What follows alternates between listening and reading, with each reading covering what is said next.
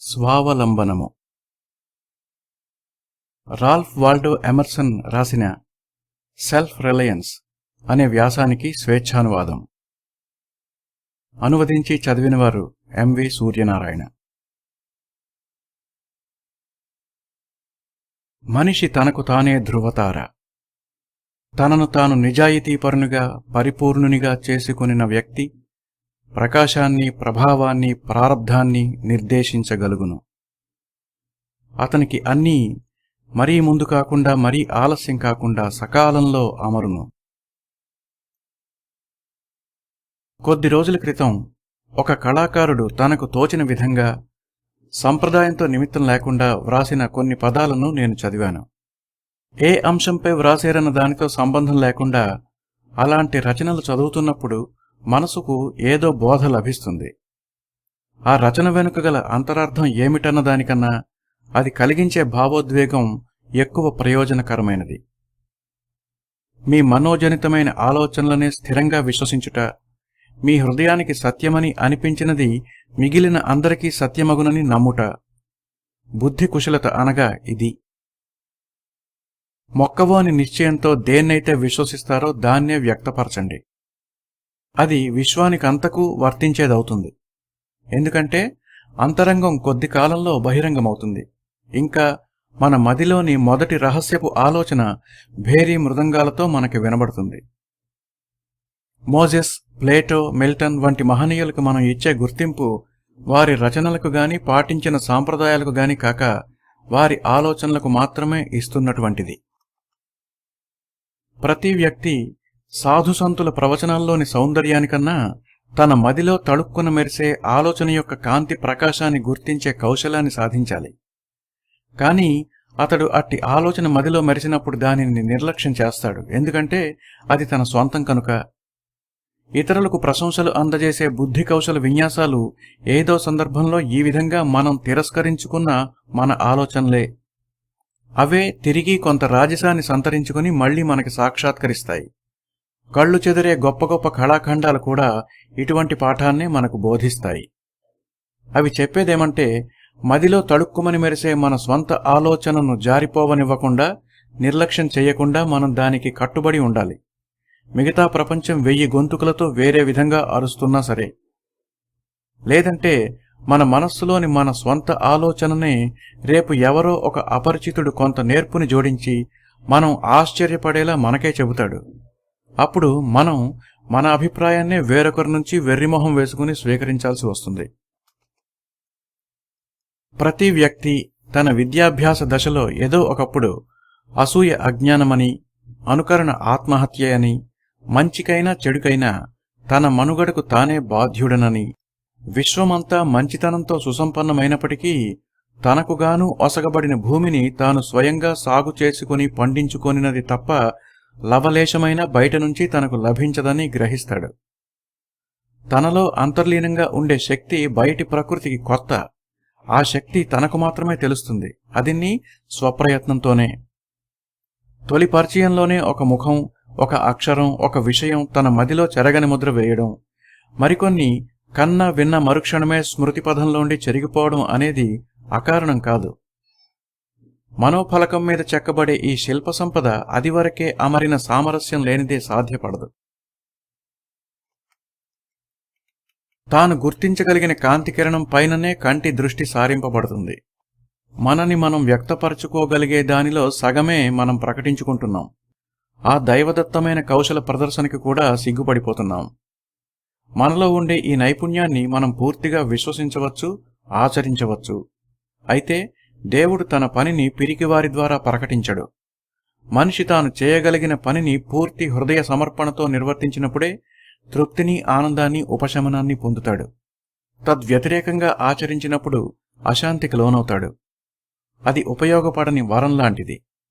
అట్టి నిష్ప్రయోజన కార్యాచరణలో అతని మేధస్సు అతనిని విడిచిపెట్టిపోతుంది.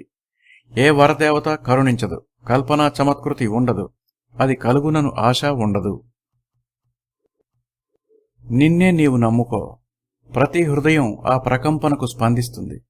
నీకు దైవదత్తంగా అనుగ్రహించబడిన స్థలాన్ని, చుట్టూ ఉండే సమకాలీన సమాజాన్ని, వానికి అనుబంధంగా చోటు చేసుకునే సంఘటనలను అరమరికలు లేకుండా స్వీకరించు.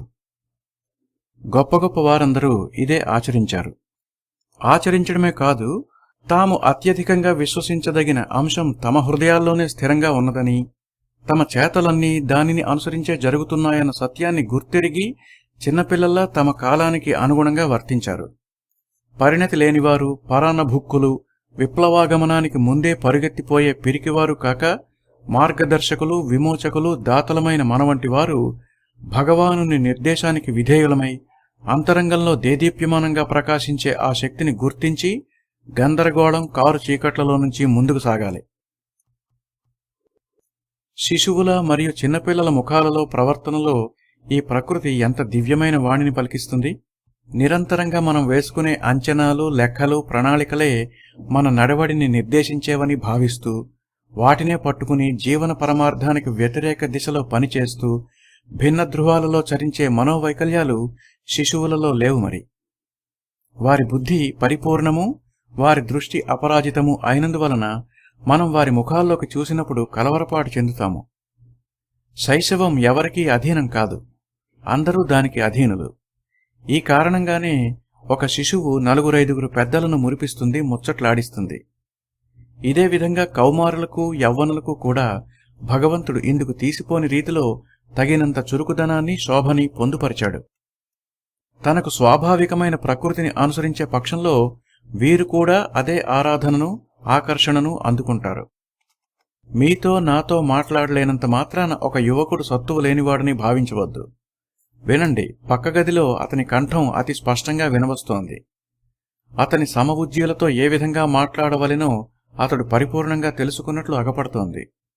తను ఏ రకమైన పద్ధతిలో సాగుతున్నా మనబోటి వయోధికుల అవసరం మాత్రం వారికి లేదని మాత్రం బోధపడుతోంది. తమ భోజనానికి ఢోకా లేదనే నిబ్బరం కలిగినప్పుడు రాజును కూడా లక్ష్యపెట్టని పిల్లల మనస్తత్వం మానవ ప్రకృతి సహజము, ఆరోగ్యకరమును. కచేరీ సావడిలో కూర్చుని ఉన్న కుర్రాడు పందెం కోడిపుంజు తన పందెపు గుంట నుంచి జనాల్ని గమనిస్తున్నట్టు కనిపించిన వారిని, జరుగుతున్న సంఘటనల్ని క్రీగంట గమనిస్తూ తన చిత్తానికి తోచిన విధంగా మంచివాడు, చెడ్డవాడు, వింత ప్రకృతివాడు, వెర్రివాడు, మాటకారి, ఇబ్బంది పెట్టేవాడు అంటూ తీర్పులిచ్చేస్తాడు. వాడికి తన తీర్పు యొక్క పర్యవసానం గురించి గాని, ఇతరుల ఇష్టాలతో గాని పనిలేదు. స్వతంత్రమైన, స్వచ్ఛమైన తీర్పునిచ్చేస్తాడు, అంతే. మీరు వాడిని అనుసరించాల్సిందే. అతడు మిమ్మల్ని అనుసరించడు. తాను వివేకముతో మాట్లాడిన కారణానికి అతను కారాగారబద్ధుడు అవ్వవచ్చు. అదే అతను వరస మార్చి ప్రశంసాత్మక చేష్టలు, మాటలు మాట్లాడిన పక్షంలో 100 కొద్దీ అభిమానులు కలుగుతారు. వారి అభిమానం అతని ఖాతాకు జమ అవుతుంది. దీనివల్ల అతడు తటస్థుడు అవ్వాల్సి వస్తుంది. ఎవరైతే ఈ ప్రశంసలను నిరించబూనుతారో, అట్టి ప్రతిజ్ఞాపాలనను వ్యాకులం లేకుండా పక్షపాతరహితమైనట్టి అమాయకత్వంతో ఆచరిస్తారో అతను కపటం లేని ధీశక్తి కలిగి ఉండాలి. జరిగే వ్యవహారాలన్నిటిపై అతడు తీర్పునివ్వాలి, వ్యాఖ్యానించాలి. అట్టి తీర్పులు, వ్యాఖ్యానాలు సంకుచితం కానట్టివి, నిస్వార్థమైనట్టివి, ముఖ్యంగా సమాజానికి అత్యవసరమైనట్టివి అయి ఉండి వినేవారి చెవులలో బాణాల్లా నాటుకొని వారికి భయాన్ని కలిగిస్తాయి. ఈ రకం వ్యాఖ్యానాలు మనం ఏకాంతంలో వింటూనే ఉంటాం. అయితే సమాజంలో అడుగు పెట్టేటప్పటికీ అవి నీరసించి వినబడకుండా అయిపోతాయి. ప్రతిచోట సమాజం తన సభ్యుల యొక్క స్వతంత్రత, పరాక్రమాలకు వ్యతిరేకంగా గూఢచర్యం చేస్తూనే ఉంటుంది. సమాజం ఒక ఉమ్మడి వాటాదారుల వ్యాపార సంస్థ లాంటిది. తమకు సమాజాన్నించి లభిస్తున్న భత్యానికి ప్రతిఫలంగా తమ స్వేచ్ఛా సంస్కృతులను అర్పిస్తారు దాని వాటాదారులు. తనను గుడ్డిగా అనుసరించేవారు దానికి ప్రీతిపాత్రులు, స్వావలంబన కలిగిన వారు దానికి అనిష్టులు. వాస్తవికతను, సృజనాత్మకతను కాక పేర్లను, ఆచారాలను అది ప్రేమిస్తుంది. ధీమంతునిగా జీవించగోరేవారు కట్టుబాట్లను లెక్క చేయకూడదు. మంచితనం వల్ల ఒనగూరే అమృత ఫలాలను అందగోరేవారు మంచితనమనే పడికట్టు పదాన్ని స్మరించడంతో సరిపెట్టుకోక అది నిజంగా మంచితనమేనా అని శోధించాలి. అంతిమంగా అతి పవిత్రమైనదేదైనా ఉందంటే అది మనిషి నిజాయితీ మాత్రమే. మనిషి తనను తనకు పరిపూర్ణంగా సమర్పించుకొనిన నాడు లోకమంతా అందుకు సమ్మతిస్తుంది.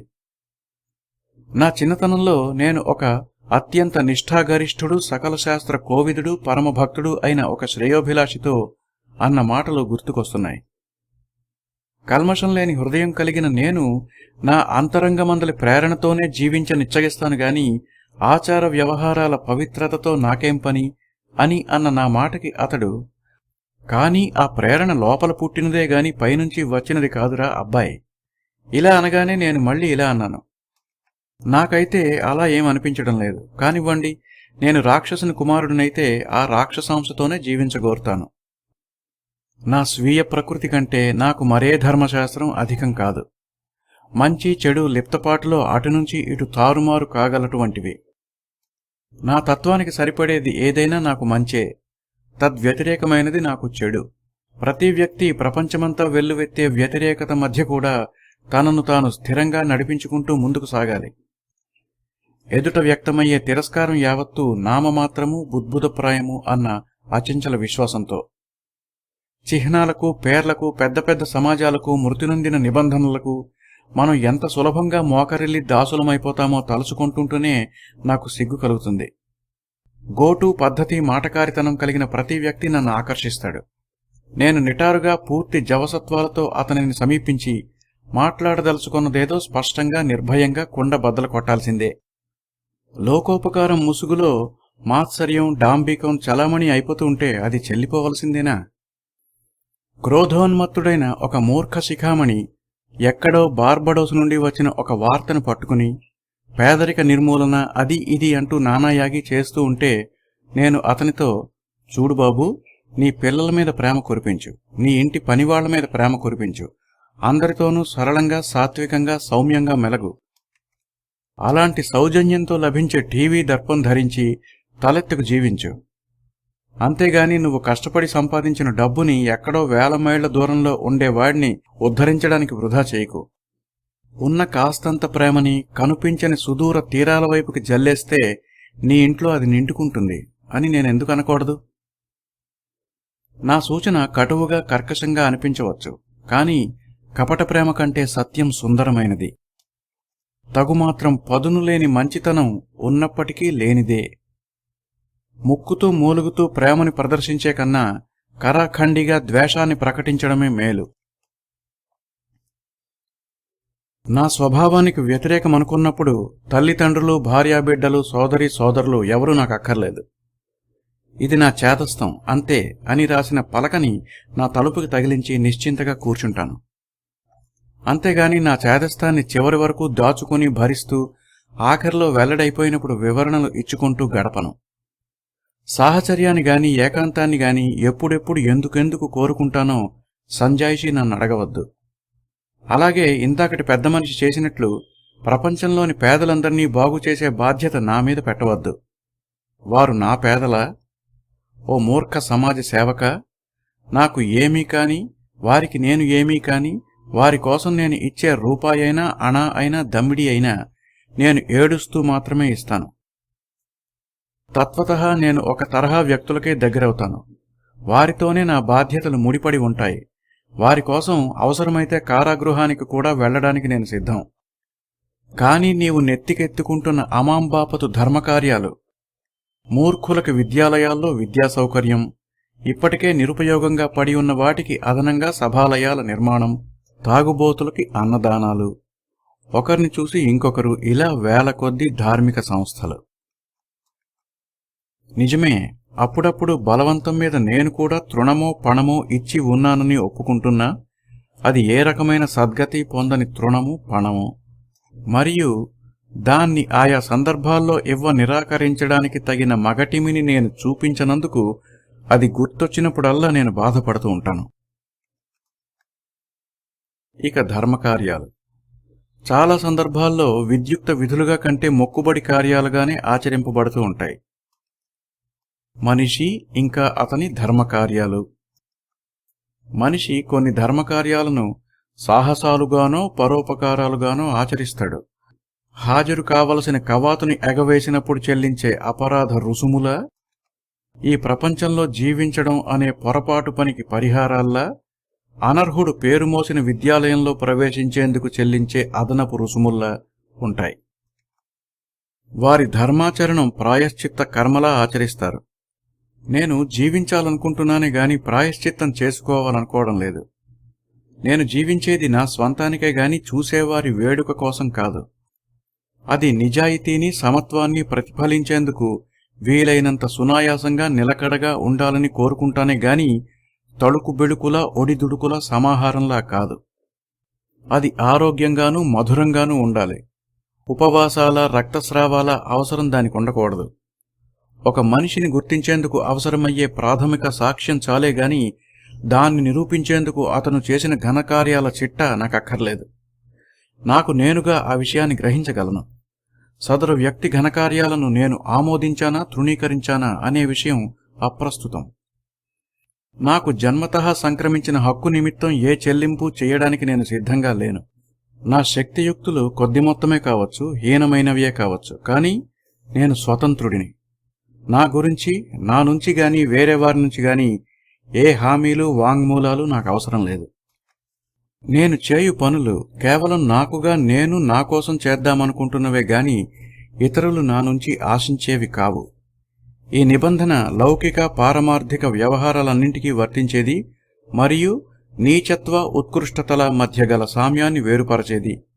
ఇది కష్టసాధ్యమైనది. ఎందుకంటే మనమేం చెయ్యాలో మనకంటే వారికే ఎక్కువ తెలిసినట్లు వ్యవహరించేవారు మనకి ప్రతిదినం తారసపడుతూ ఉంటారు. ప్రపంచం ఇష్టాయిష్టాల ప్రకారం జీవించడం సులభం. మనం అనుకున్న విధంగా జీవించడం ఏకాంతంలో మాత్రమే సాధ్యం. అయితే ప్రపంచపు గందరగోళం మధ్యలో ఏకాంతపు మాధుర్యాన్ని ఆస్వాదిస్తూ తమ అభిమతానికి అనుగుణంగా జీవించేవారు నిజంగా ధన్యులు. నీవు మృతప్రాయంగా భావించే పద్ధతులను ఎందుకు తిరస్కరించాలంటే వాటి ఆచరణ నీకున్న పరిమిత శక్తిని చెదరగొట్టి నిన్ను బలహీనపరుస్తుంది. నీ ప్రస్తుత స్థితిని అయోమయపరిచి నీ నిజతత్వాన్ని మసకబారుస్తుంది.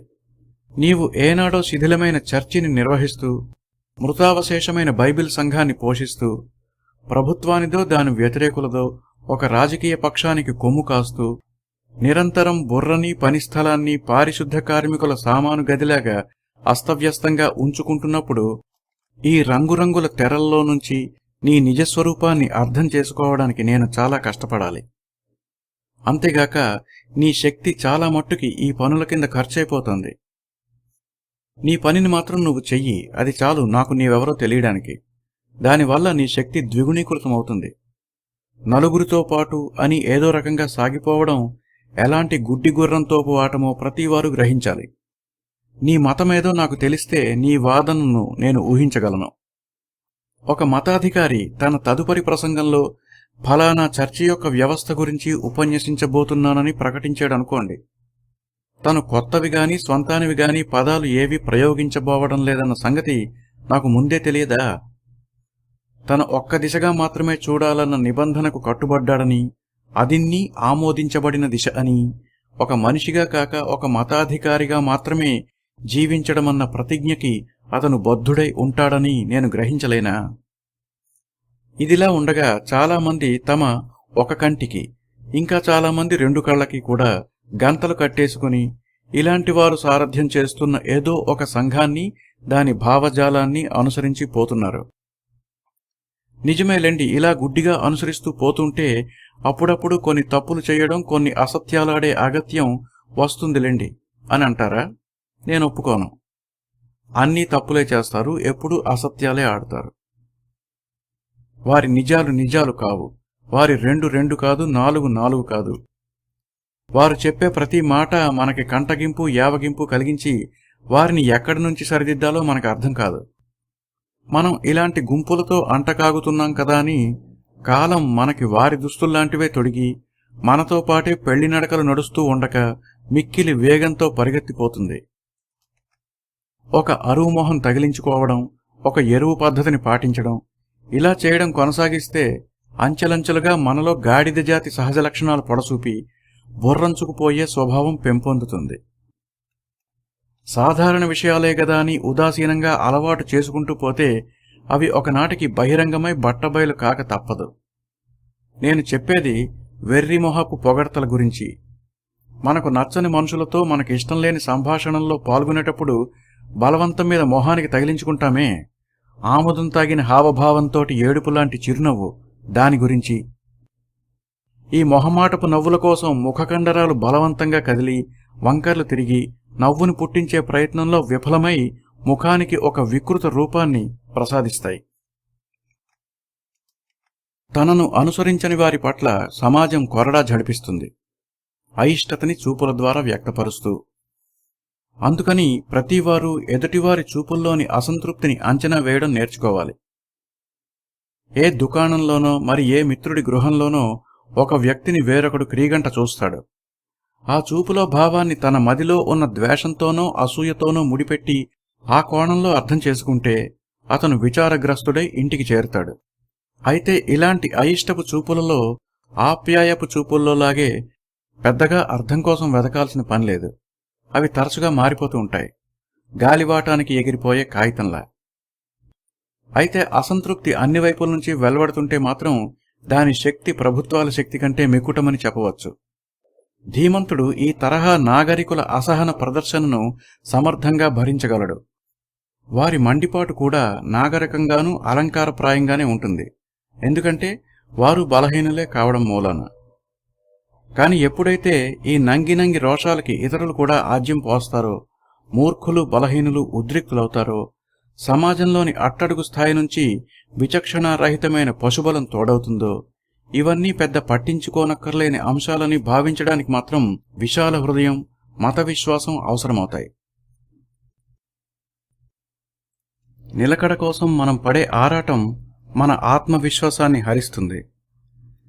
ఎప్పుడెప్పుడో గతంలో మనం చేసిన ఘనకార్యాలే మన నడవడికి ప్రమాణాలని మనం భావిస్తూ ఉంటాం.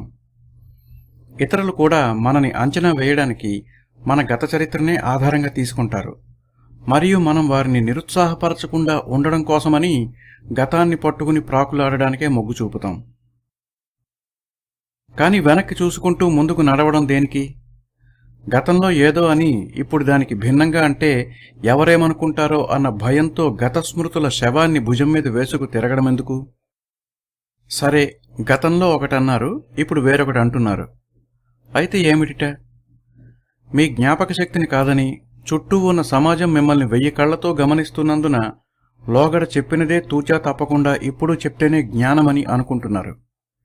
మీ ఆరాధనలో విగ్రహానికి వ్యక్తిత్వాన్ని ఆపాదించరు. కాని అధికమైన తన్మయత్వంలో నిజంగా భగవంతుడే సాక్షాత్కరించినట్లు మీ అంతరంగం భావిస్తే మనస్సుని హృదయాన్ని మరే శంకలు లేకుండా ఆ అనుభూతిని విశ్వసించనివ్వండి. అవసరమైతే అట్టి సాక్షాత్కారానికి మనుష్య రూపం ఇవ్వండి, మీరిష్టపడే వస్త్రాలంకరణలతో సహా. మిగతా అన్ని సిద్ధాంతాల్ని విడిచిపెట్టండి, జోసెఫ్ తన చొక్కాని పిచ్చివాడి కొదిలి పరిగెత్తినట్లు. నిలకడగా పోయే తత్వం అల్పబుద్ధులకి ఒక భూతంలా పట్టుకుంటుంది. అదే స్థాయి ఆలోచనలు కలిగిన కొందరు అధికార గణం, తత్వవేత్తలు, ఆధ్యాత్మిక పరులు దాన్ని మెచ్చుకుంటారు కూడా. గొప్ప ఆలోచనా శక్తి ఉన్నవానికి నిలకడతత్వాన్ని అలవర్చుకుంటే చేయడానికి పనేం ఉండదు. గోడమీది తన నీడతో తను సంభాషించుకున్నట్టే ఇది కూడా. అనదలుచుకున్నదేదో స్పష్టంగా ధాటీగా ఈరోజు అనండి. రేపు ఏమి మాట్లాడాలని అనిపిస్తే అది కూడా అంతే ధాటీగా స్పష్టంగా మాట్లాడండి. అది ఇవాళ మాట్లాడిన దానికి పూర్తి భిన్నమైనదైనా సరే. ఇలా అయితే మన్ని అపార్థం చేసుకోరు అంటారా? ఏం అపార్థం చేసుకోబడకూడదా? పైథాగరస్ని అపార్థం చేసుకున్నారు Socrates, Luther, Jesus, Newton, Copernicus, Galileo. రక్తమాంసాలు ధరించిన ప్రతి ఒక్క చైతన్య స్వరూపాన్ని అపార్థం చేసుకున్నారు. గొప్పదనం అపార్థం చేసుకోబడడంలోనే ఉంది. నా మట్టుకు నేను ఏ వ్యక్తి తన సహజతత్వాన్ని ఉల్లంఘించలేడంటాను. భూగోళ మహావర్తులంలో యాండీస్, హిమాలయాల ఎత్తుల్లోని హెచ్చుతగ్గులు కూడా కలిసిపోయినట్లు ఒక వ్యక్తి సంపూర్ణ తత్వంలో అతని ప్రవర్తనలో బయటపడే గుణదోషాలు కనబడని భాగమైపోతాయి. అతనిని నీవు ఏ విధంగా గణిస్తావో, పరిశీలిస్తావో కూడా ముఖ్యం కాదు. భగవంతుడు నాకు ప్రసాదించిన ఈ ముచ్చటైన పశ్చాత్తాపానికి అవకాశమున్నట్టి ప్రపంచమనే సుందర ఆటవిక జీవన గమనంలో ప్రతిరోజు అత్యంత నిజాయితీగా నా నిర్మల హృదయంలో కలిగే ఆలోచనలను పొందుపరుస్తాను, గతించిన రాబోయే పరిస్థితులతో సంబంధం లేకుండా. నాకు తెలుసు, అవి అన్నీ ఒకదానితో ఒకటి సామరస్యం, సారూప్యం కలిగి ఉంటాయి. అలా ఉండాలని నేను భావించకపోయినా, అది గమనించకపోయినా సరే. నా పుస్తకం దేవదారు వృక్ష పరిమళం, వనంలో చరించే కీటకాల ఝంకారంతో నిండి ఉండాలి. నా కిటికీ మీద వాలే చిన్నారి పికిలిపిట్ట గూడు కోసం తన ముక్కును కరుచుకున్న గడ్డిపోచతో నా బ్రతుకు గూడును కూడా అల్లాలి. మనం స్వతసిద్ధంగా ఏమిటో దానిగానే చెల్లుబాటవుతాము. మనం మనల్ని మన చర్యల ద్వారా కాక మన శీలం ద్వారానే వ్యక్తపరుచుకుంటాం. అందరూ అనుకుంటారు వారి గుణదోషాలు వారి చర్యల వల్ల వెల్లడి అవుతాయని. కానీ గుణాలు, దోషాలు కూడా వారి ఊపిరితో పాటే వారిని వెల్లడి చేస్తున్నాయని వారు గ్రహించాలి. మనం చేసే పనులు ఒకానొకప్పటి కాలమాన పరిస్థితుల ప్రకారం ఒక నిర్దిష్ట దూరం నుండి చూస్తే అన్నీ సారూప్యతతో సామరస్యంగానే కనిపిస్తాయి. విడివిడిగా అవి ఎన్ని భిన్న రకాలుగాను ఒకదాని నుంచి మరొకటి ఎంత వ్యత్యాసం కలిగి ఉన్నప్పటికీ వాటిని పరిశీలించే ఆలోచన ఎత్తుని కొంచెం పెంచితే ఈ రకాలు, అసమానతలు అన్నీ తిన్నబడి కనిపిస్తాయి. నిర్దిష్టమైన ఒక నైజం ఈ సారళ్యాన్ని సాధిస్తుంది. సమర్థవంతమైన నౌకాయానం వేల కొద్దీ వంకరటింకర్ల మార్గం. ఆ మార్గాన్నే కొంత ఎత్తుపైనుంచి చూస్తే అది ఒక సరళ రేఖ వలె కనిపిస్తుంది. నిజాయితీతో మీరు ఆచరించే పనులే ఆ పనుల అంతరార్థాన్ని వివరిస్తాయి. అంతేకాదు, మీరొనరించే ఇతర పనుల అంతరార్థాన్ని కూడా వెల్లడిస్తాయి. మీ అనుకరణ మాత్రం దేనిని వెల్లడి చేయదు. నిజాయితీగా, ఒంటరిగా పనిచేయండి. ఇంతకుముందు మీరు ఇదే విధంగా ఆచరించిన కార్యాలు ఇప్పటి మీ నిజ నైజాన్ని వివరిస్తున్నాయి. గొప్పదనం భవిష్యత్తులో ప్రతిఫలిస్తుంది.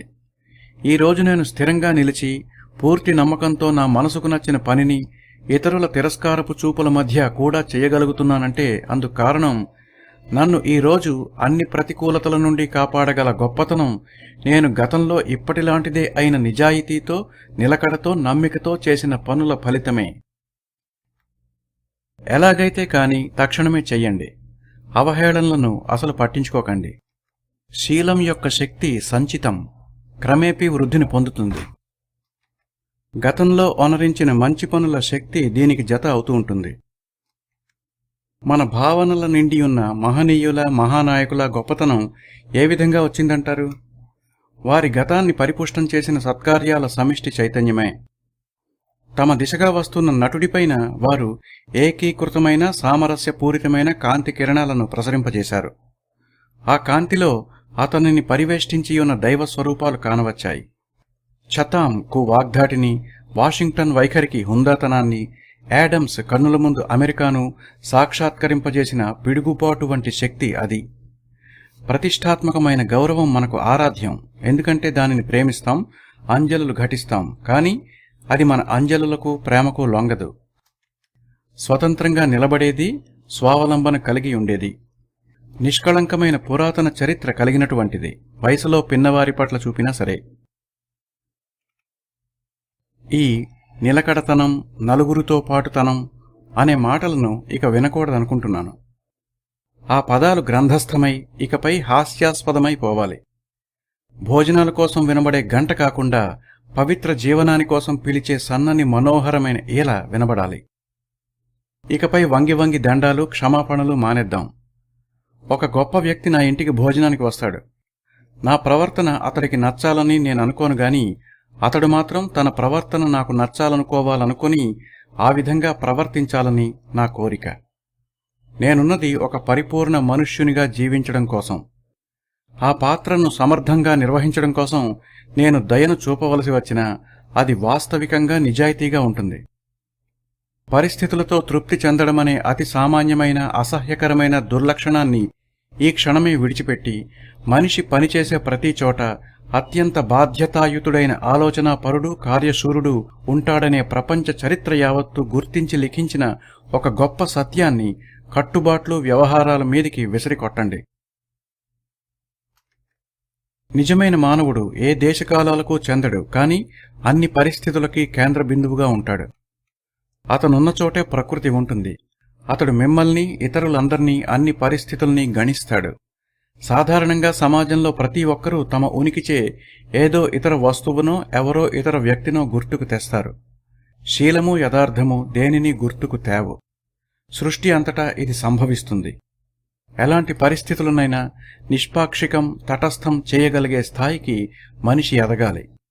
ప్రతి వ్యక్తి ఒక గమ్యాన్ని కలిగి ఉండి ఒక దేశానికి, ఒక కాలానికి చెంది ఉంటాడు. ప్రతి వ్యక్తి ఒక హేతువు, ఒక దేశం, ఒక యుగం. తన యోచనలను సాకారం చేసుకోవడానికి అత్యధిక పరిమాణంలో స్థల కాలాదులు కార్యార్థులై అతని మార్గంలో నడిచే సంఘబలం కావాలి. సీజర్ అనే వ్యక్తి జనించాడు. వెనువెంట అనేక శతాబ్దాలుగా రోమన్ సామ్రాజ్యం మనకు లభించింది. క్రీస్తు జనించాడు. ధర్మశక్తికి, ఆత్మోన్నతికి అతనే ప్రతీక అని విశ్వసించే కోట్ల కొలది జనులు అతని బుద్ధి కుశలతను ఆరాధిస్తున్నారు. వ్యవస్థ వ్యక్తి యొక్క సుదీర్ఘమైన నీడ. ఇదే విధంగా యాంథోనీ ఋషి యొక్క సన్యాస వృత్తి మార్గం, లూథర్ ప్రారంభించిన పునరుత్థాన విధానం గమనిస్తే చరిత్ర అంతా దృఢచిత్తం, చిత్తశుద్ధి, ఏకాగ్రత గల కొద్ది వ్యక్తుల జీవిత చరిత్రల చుట్టూనే తిరుగుతుందని గ్రహిస్తాం. మనిషి తన విలువేంటో స్పష్టంగా గ్రహించాలి. తద్వారా పరిస్థితులను తన అదుపులో ఉంచుకోవాలి. అనాథలు, పరభాగ్యోపజీవులతో పాటు వంగి వంగి దొంగిలి పరధనాన్ని ఆశించరాదు. వీధినిపోయే నిరాశాపరుడు తనకెదురుగా కనిపించే అంబరాన్నంటే పాలరాయి, బంగారపు జిలుగులతో వెలసిల్లే అద్భుత కళాసంపన్నమైన మహోన్నత భవనాన్ని చూచినప్పుడు తన పేదరికాన్ని తలుచుకుని మరింత నైరాశ్యం చెందుతాడు తప్ప అట్టి మహానిర్మాణాన్ని సృజించిన వారికి తనకు ప్రకృతి సిద్ధంగా భేదమేమీ లేదని గ్రహించడు. అట్టివానికి ఒక ఇంద్రభవనం, ఒక అద్భుత శిల్పం, ఒక మహాగ్రంథం తనను కొత్తగాను వింతగాను పరికిస్తున్నట్టు, ఎవరండి మీరు అని మిత్రత లోపించి ప్రశ్నించినట్టు అనిపిస్తాయి. కాని అతడు అనుకుంటున్నట్టు కాక అవి అన్నీ తమను సొంతం చేసుకోమని అతనిని కోరుతున్నట్టువే. ఒక సుందర చిత్రం నా తీర్పునకై ఎదురుచూస్తూ ఉంటుంది. అది నన్ను ఆజ్ఞాపించేదిగా కాక తను ఆశించే ప్రశంసలు తనకు లభించేందుకు నా సహాయాన్ని ఆశిస్తుంది. పాతకథ ఒకటుంది. ఒకడు చెడతాగి ఒళ్ళు దుస్తులు మట్టి కొట్టుకుపోయి వీధికి అడ్డంగా పడుకుని ఉంటాడు. రాజభటులు వాడిని రాజభవనానికి తీసుకుని పోయి సకలోపచారాలు చేసి రాజోచిత దుస్తులు ధరింపజేసి సింహాసనం మీద కూర్చుండజేస్తారు. అప్పుడు వాడు రాజసభలో విధేయులై తనను పరివేష్టించియున్న సకల జనులను అవలోకించినవాడై తనకు తాత్కాలికంగా చిత్తచాంచల్యం కలిగినట్టు, మేల్కాంచగానే తన సహజ రాజత్వాన్ని తను పొందినట్టు గ్రహిస్తాడు. అదే సమయంలో ప్రతి వ్యక్తి చక్రవర్తి సమానుడేనని, అప్పుడప్పుడు కలిగే చిత్తచాంచల్యం వల్ల హేతుసహితంగా ఆలోచించక హీనమైన జీవనాన్ని గడుపుతూ ఉంటాడనే ఒక సత్యాన్ని కూడా ఆవిష్కరిస్తాడు. మన చదువులు భిక్షాటనలాగా, ఇతరుల ప్రాపకం కోసం చేసే స్తోత్ర పాఠాలలాగా ఉన్నాయి. చరిత్రలో మన సృజనాత్మకత విఫలమైనట్టు కనబడుతుంది. ప్రభువు, రాజ్యము, అధికారం, సంపద, జాన్ ఎడ్వర్డు, వాళ్ల రోజువారీ పనులు, వారి చిన్న ఇల్లు, వీటితో పోలిస్తే క్లిష్ట పదాలు. కాని జీవన విధానం రెండు సందర్భాల్లోనూ ఒకటే. రెంటి మొత్తం ఆఖరికి ఒకటే. ఆల్ఫ్రెడ్ గుస్టావస్ స్కాండర్బర్గ్ వీరంటే ఎందుకంత భక్తి? వారు ధార్మికులని కావచ్చు, కాని వారు ధార్మికతను చివరకంటా విడువక ధరించి తిరిగారా? వారు బహిరంగంగా చేసిన కార్యాలు, నీవు వైయక్తికంగా ఆచరించే పనులు ప్రాముఖ్యతలో ఒకటే. సామాన్యుడు తన పూర్తి మనస్సుతో పనిచేసినప్పుడు చక్రవర్తి చేసిన పనిలో ఉండేటటువంటి ప్రకాశం అతనిని, అతని చర్యలను కూడా తేజోమయం చేస్తుంది. అన్ని దేశాల దృష్టి తమపై లగ్నం కాగా రాజులు తమ రాజ్యాలను పాలించారు. మనుషుల మధ్య ఉండే పరస్పర ఆరాధనాభావం యొక్క ప్రాముఖ్యతను ఇది తెలియజేస్తుంది. ప్రభువులను, సంపన్నులను, అధిపతులను ప్రజలు గుడ్డిగా ఆరాధిస్తున్నారంటే అందులోని గూఢార్థాన్ని మనం గ్రహించాలి. అట్టి ఆరాధ్యులు వారికి తోచిన న్యాయమే ప్రజలందరి న్యాయమని నమ్మించడంలో కృతకృత్యులు అయ్యారని, మరియు ప్రజలు ధనరూపేణ కాకుండా వీరికి తమ మానాభిమానాలు సమర్పించుకుని ఆరాధించుకుంటారని. స్వచ్ఛందంగా నిజాయితీతో ఒనరించే చర్యల్లోని ఆకర్షక శక్తి తెలియాలంటే మనం ఆత్మవిశ్వాసం యొక్క మహిమను తెలుసుకోవాలి. ఈ విశ్వాసపు మూల ప్రకృతికి ధర్మకర్త ఎవరు? విశ్వమంతా విశ్వసింపగల ఆ అనాది తత్వమేది? దృష్టి విక్షేపం లేకుండా, లెక్కలు కట్టే అవసరం లేకుండా లేశమాత్రమైన స్వతంత్రత ఉంటే చాలు మన చర్యల్లో అవి ఎంత అప్రధానమైనవైనా అపవిత్రమైనవైనా వాటిలోకి ఒక అందమైన సౌందర్య కిరణాన్ని ప్రసరించే, శాస్త్రీయతను బురిడీ కొట్టించే ఈ ధృవతార యొక్క తత్వం ఏమిటి? ఈ శోధన మనను మనం సాధారణంగా వ్యవహరించే అసంకల్పిత, యథేచ్ఛ అనే పదాల యొక్క కౌశలం, ధర్మగుణం మరియు జీవం యొక్క మూలాల్లోకి తీసుకుని వెళ్తుంది.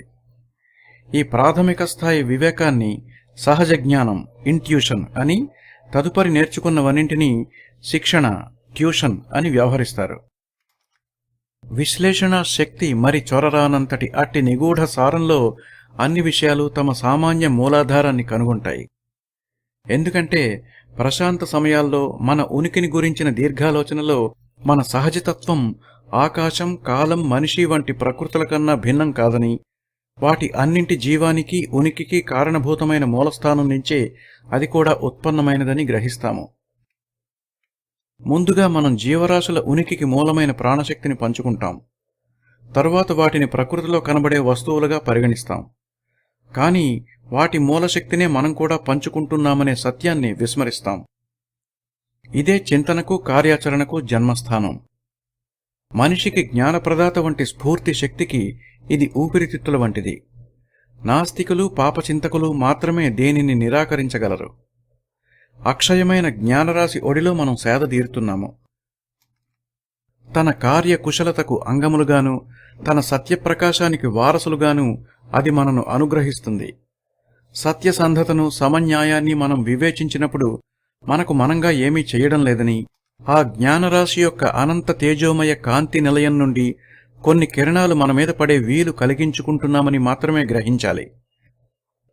అది ఎచట నుండి వస్తోందో దానిని ప్రసరిస్తున్న మహాత్మ స్వరూపం ఏదో పరిశోధించబూనితే వేదాంతం అంతా నిష్ఫలమైనట్టే. అది ఉన్నదా లేదా అన్నది మాత్రమే మనం చెప్పగలిగేది. ప్రతి వ్యక్తి తన మదిలో వెల్లువెత్తే స్వచ్ఛంద ఆలోచనలకి, అప్రయత్నంగా కలిగే భావనలకి గల భేదాన్ని గమనించినప్పుడు తన అప్రయత్న భావనలలో పరిపూర్ణ విశ్వాసమనే ముఖ్యాంశం లోపించిందని గ్రహిస్తాడు.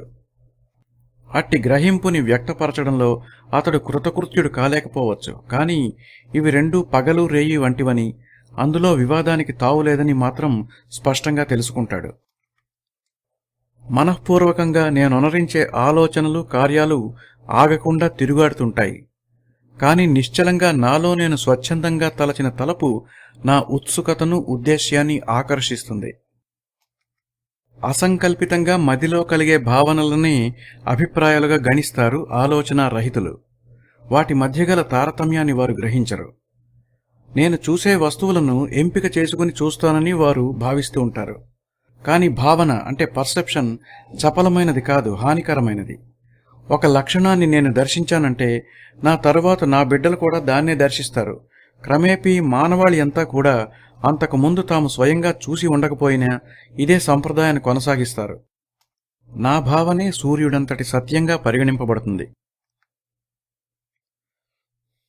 మన ఆత్మకి పరమాత్మకి ఎంత పవిత్రమైన అవినాభావ సంబంధం అంటే దాని నుంచి మనకు లభించే సహాయాలను నిరాకరించడం అపచారం. దేవుడు మనతో మాట్లాడినప్పుడు ఒకటో రెండో విషయాలు మాత్రమే మాట్లాడడు, అన్ని విషయాలు మాట్లాడతాడు. అతని గంభీరమైన కంఠధ్వని విశ్వం యావత్తూ నిండిపోతుంది. వెలుగును, సహజతత్వాన్ని, కాలాన్ని, ఆత్మస్వరూపాన్ని ప్రస్తుత ఆలోచన కేంద్రకం నుంచి అన్ని మూలలకు వెదజల్లుతాడు. ఒక పరిపూర్ణత నిండిన దినారంభంగా అది భాసిల్లుతుంది. మనస్సు సరళంగా, నిర్మలంగా, గజిబిజి లేకుండా ఉండి దివ్యజ్ఞానాన్ని స్వీకరించినప్పుడు ప్రబోధకులు, గ్రంథాలు, దేవాలయాల వంటి పాత విషయాలన్నీ మూలపడాల్సిందే. అది ప్రస్తుత క్షణాన్ని పూర్తి జీవంతో నింపుతుంది. భూత భవిష్యత్ కాలాలు అందులో కలిసిపోతాయి. దానికి సంబంధించిన అన్ని విషయాలు పవిత్రతను సంతరించుకుంటాయి, ఒకదానిని మించి వేరొకటి. అన్ని విషయాలు తమ మూల కేంద్రకంలో విలీనమైపోతాయి. విశ్వాద్భుతంలో ఇతర సాధారణ అద్భుత సంఘటనలు మటుమాయమవుతాయి. అందువలన దేవునితోనూ దేవుని గురించి సంభాషింపగలనని తన సంక్లిష్ట పదాల మాయాజాలానికి అలవాటు పడిన ఒక దేశం నుంచి వేరొక కొత్త దేశానికి వాటిని పరిచయం చేస్తూ ప్రబోధ చేసే వారి మాటలు నమ్మకండి. విత్తనం సంపూర్ణంగా అభివృద్ధి చెందిన వృక్షం కంటే అధికమైనదా? తమ జీవసత్వాన్ని ధరించి జన్మించిన శిశువు కంటే అతని తల్లిదండ్రులు అధికులా? అలాంటప్పుడు గతించిపోయిన వాటిని ఆరాధించడం ఎక్కడి నుంచి వచ్చింది? గడిచిపోయిన శతాబ్దాలు ఆత్మ యొక్క స్వాధికారానికి, బుద్ధి కుశలతకు వ్యతిరేకంగా కుట్ర చేస్తుంటాయి. కాలం, స్థలం అనేవి దృగ్గోచరమయ్యే భౌతికాంశాలు. కాని ఆత్మ తేజోమయం. అది ఉన్న సమయమే పగలు, అది గడిచిపోయిన సమయం రాత్రి. ఇతిహాసము, చరిత్ర నా వ్యక్తిగత అస్తిత్వానికి, యోగ్యతలకు అన్వయించుకున్న వీలులేని పక్షంలో నాకవి అసంబద్ధంగానూ అభూత కల్పనలుగానే అనిపిస్తాయి. మనిషి ఇప్పుడు పిరికివాడుగాను, క్షమార్థిగానూ ఉన్నాడు. అతనిలో నిటారుతనం, న్యాయబద్ధత తగ్గిపోయాయి. నా ప్రకారం లేదా నా ఆలోచన రీత్యా అనడానికి బదులు ఎవరో పాతకాలపు ఋషివాక్యాన్ని అతడు ఎరువు తెచ్చుకుంటున్నాడు. ఒక గడ్డిపోచ లేదా ఒక గులాబీ పువ్వు ముందు అతడు సిగ్గుతో తలదించుకోవలసి వస్తోంది. నా గవాక్షంలో నిండుగా విరబూసి కనువిందు చేసే నా గులాబీలు తమకు ముందు విరిసిన గులాబీల సొగసును పట్టించుకొనవు. అవి ఈనాడు పుష్పించాయి, గుబాళిస్తున్నాయి, భగవంతునితో కలసి అలరిస్తున్నాయి. కాలంతో వాటికి నిమిత్తం లేదు. అది అతి సరళమైన వ్యావహారికంలో ఒక గులాబీ అంతే. తన ఉనికి ఉన్న ప్రతి క్షణం అది పరిపూర్ణమై విలసిల్లుతుంది. పుష్పంగా మారే ముందు మొగ్గ సంపూర్ణమైన జీవేచ్ఛతో, జీవశక్తితో నిండి ఉంటుంది. పూర్తిగా వికసించిన పువ్వులో ఆ శక్తి ఎక్కువ ఉండదు, ఆకులు లేని వేరుభాగంలో తక్కువ ఉండదు. అవి తమ ఉనికి ద్వారా తమ స్వకీయ ప్రకృతిని, బాహ్య ప్రకృతిని కూడా సంతృప్తినొనరిస్తాయి. ఉనికిలో ఉండే ప్రతి క్షణము ఒకే విధంగా. కాని మనిషి అలా చేయక జీవితాన్ని వాయిదా వేస్తూనో, జ్ఞప్తికి తెచ్చుకుంటూనో కాలం గడుపుతాడు. ప్రస్తుత పరిస్థితిలో జీవించక కనుగూడ్లను వెనక్కి తిప్పుకుని గతాన్ని తవ్వుకుని విలపిస్తూ ఉంటాడు. లేదా ఈ క్షణం అందుబాటులో తన చుట్టూ ఉన్న సంపదలను గుర్తించక మునివేళ్ల మీద నుంచుని భవిష్యత్తులోకి చూస్తూ గడుపుతాడు. అతడు కాలానికి అతీతంగా ప్రస్తుత స్థితిలోనే ప్రకృతితో సమంగా జీవించడం నేర్చుకోనని పక్షంలో ఆనందంగాను, శక్తివంతంగానూ ఉండబోడు. అంతా సరళంగా, సులభగ్రాహ్యంగా ఉండాలి. చూడండి, భగవంతుడు జెరెమియా, పాల్, దావీద్ వంటి భక్తుల భాషలో మాట్లాడకపోతే మహామహా పండితులు కూడా భగవద్వాక్యాన్ని అర్థం చేసుకుని ఉండేవారు కాదు. ఎల్లకాలం మనం కొన్ని పుస్తకాల మీద, కొందరు వ్యక్తులపైన మాత్రమే ఆధారపడి ఉండలేము. చిన్నతనంలో మనం పెద్దలు, గురువులు చెప్పిన వాక్యాల్ని, పెద్దయ్యాక మనం చూసినా కలుసుకున్న ఇతర గొప్ప వ్యక్తుల వాక్యాల్ని అక్షరం పొల్లుపోకుండా ఉన్నదున్నట్టు పలకడం కోసం పదే పదే జ్ఞప్తికి తెచ్చుకుంటూ ఒప్పగిస్తూ కాలక్రమేణా ఈ వాక్యాల అర్థం తెలిసి అవి ఏమంత ప్రయోజనకరం కావని గ్రహించి వాటిని మరిచిపోయే ప్రయత్నం చేస్తాం. ఎందుకంటే సందర్భం వస్తే మనం కూడా అంతే అర్థవంతమైన వాక్యాలని ప్రయోగింపగల సామర్థ్యం కలిగి ఉన్నవారం కాబట్టి. నిష్కపటంగా జీవింపదలస్తే నిష్కపటంగా చూడడం నేర్చుకోవాలి. బలవంతుడు బలవంతునిగాను, బలహీనుడు బలహీనునిగాను జీవించడం సులభమే. మదిలో స్వచ్ఛందంగా కొంగ్రొత్త ఆలోచన కలిగినప్పుడు మదిలో దానికి వ్యతిరేకమైన పాత తలపుల బరువును వదిలివేయాలి. భగవంతునితో కలిసి సహజీవనం చేయు వ్యక్తి కంఠస్వరం సెలయేటి గలగలల వలె, పైరుకంకులు గాలికి చేసే ధ్వనివలె శ్రవణపేయంగా, మృదుమధురంగా ఉంటుంది. ఇంతకీ ఈ విషయం లోపల గొప్ప సత్యం ఇంతవరకు చెప్పనేలేదు. చెప్ప వీలు లేదేమో. ఎందుకంటే మనం చెప్పగలిగేది జ్ఞాపకాల్లో ఏ లేశమాత్రమూ మిగిలిన మన సహజ జ్ఞానాంశాన్నే. వీలైనంతవరకు ఆ ఆలోచనని ఇప్పుడు చెప్ప యత్నిస్తాను. మంచి నీ సమీపంలో ఉన్నప్పుడు, నీవు పూర్ణ జీవశక్తితో నిండియున్నప్పుడు అది సుపరిచితమైన, అలవాటు పడిన, తెలిసిన మార్గంలో కాదు. ఆ మార్గంలో నీవు ఎరిగిన వారి అడుగుజాడలు నీకు అగపడవు. మనిషి ముఖాన్నే నీవు చూడవు. ఏ పేరు నీకు వినబడదు. ఆ మార్గం, ఆ విధానం, ఆ మంచి పూర్తిగా కొత్తది, అపరిచితమైనదీను. అది ఉదాహరణలను, పూర్వానుభవాలను గణించదు. మనిషి నుంచి నీవు మార్గాన్ని తెలుసుకొనవచ్చుగాక, కాని మార్గానికి గమ్యం మనిషి కాడు. గతించిపోయిన వారందరినీ అది మరచిపోయిన మంత్రులుగా పరిగణిస్తుంది. అదే కోవలో భయం, ఆశ కూడా చేరియుంటాయి. ఆశ ఇంకా కింది స్థాయిది. స్పష్టమైన సృజనాత్మక జ్ఞానదృష్టి సంభవించినప్పుడు కృతజ్ఞత, ఆనందము అనే భావనలుండవు. క్షుద్రమైన ఉద్వేగాలను అధిగమించిన ఆత్మస్వరూపం బాహ్యంతర ప్రకృతులను అధీనంలోనికి తెచ్చుకుని సత్య ధర్మ భావనల స్వచ్ఛందమైన ఉనికిని గుర్తెరిగి తన చుట్టూ సంభవించేవన్నీ సక్రమమే అనే విశ్వాస బలంతో పరిపూర్ణ ప్రశాంతతను అనుభవిస్తుంది. ప్రకృతిలో గొప్ప విస్తీర్ణం కలిగిన అట్లాంటిక్, దక్షిణ మహాసముద్రాలు, దీర్ఘమైన నిడివి కలిగిన కాల ప్రమాణాలు, సంవత్సరాలు, శతాబ్దాలు ఇవేవీ లెక్కకు రావు. ఈ నా తలపులు, అనుభూతి గడచిన నా అన్ని ప్రకృతులకు, పరిస్థితులకు, ఇప్పటి నా ప్రస్తుత స్థితికి, జీవ మృత్యు స్థితులన్నింటిలోనూ సమానంగా వర్తిస్తాయి. సమగ్ర జీవితమే ముఖ్యంగాని ఎలా జీవించామన్నది కాదు. కనురెప్పపాటులో శక్తి చేయి దాటిపోతుంది. గురికి అభిముఖంగా వేగంగా పోతున్న ఈటె గమనంలో దాటిపోయిన దశ నుంచి నూతనంగా పొందిన వర్తమాన దిశలో వలె అది ఉంటుంది. ఆత్మ కూడా ఇదే విధంగా రూపొందుతూ ఉంటుంది. అయితే ప్రపంచానికి ఈ వాస్తవం రుచించదు. ఎందుకంటే అది చరిత్ర పుటలను శిథిలం చేస్తుంది. సంపన్నులు దరిద్రులవుతారు, ఘనకీర్తిపోయి అవమానం మిగులుతుంది. మహర్షులు, ధూర్తులు ఒకే పంచన చేరుతారు. జీసస్, జుదాస్ ఒకే పంక్తిలో నిలుస్తారు. మరి మనం స్వావలంబన గురించి ఎందుకు చెప్పుకుంటున్నట్టు? ఆత్మ ఉన్నంత వరకు శక్తి ఉంటుంది. అది విశ్వాసపాత్రుడైన బంటులా కాక స్వతంత్రంగా వ్యవహరించే కార్యకర్తలా.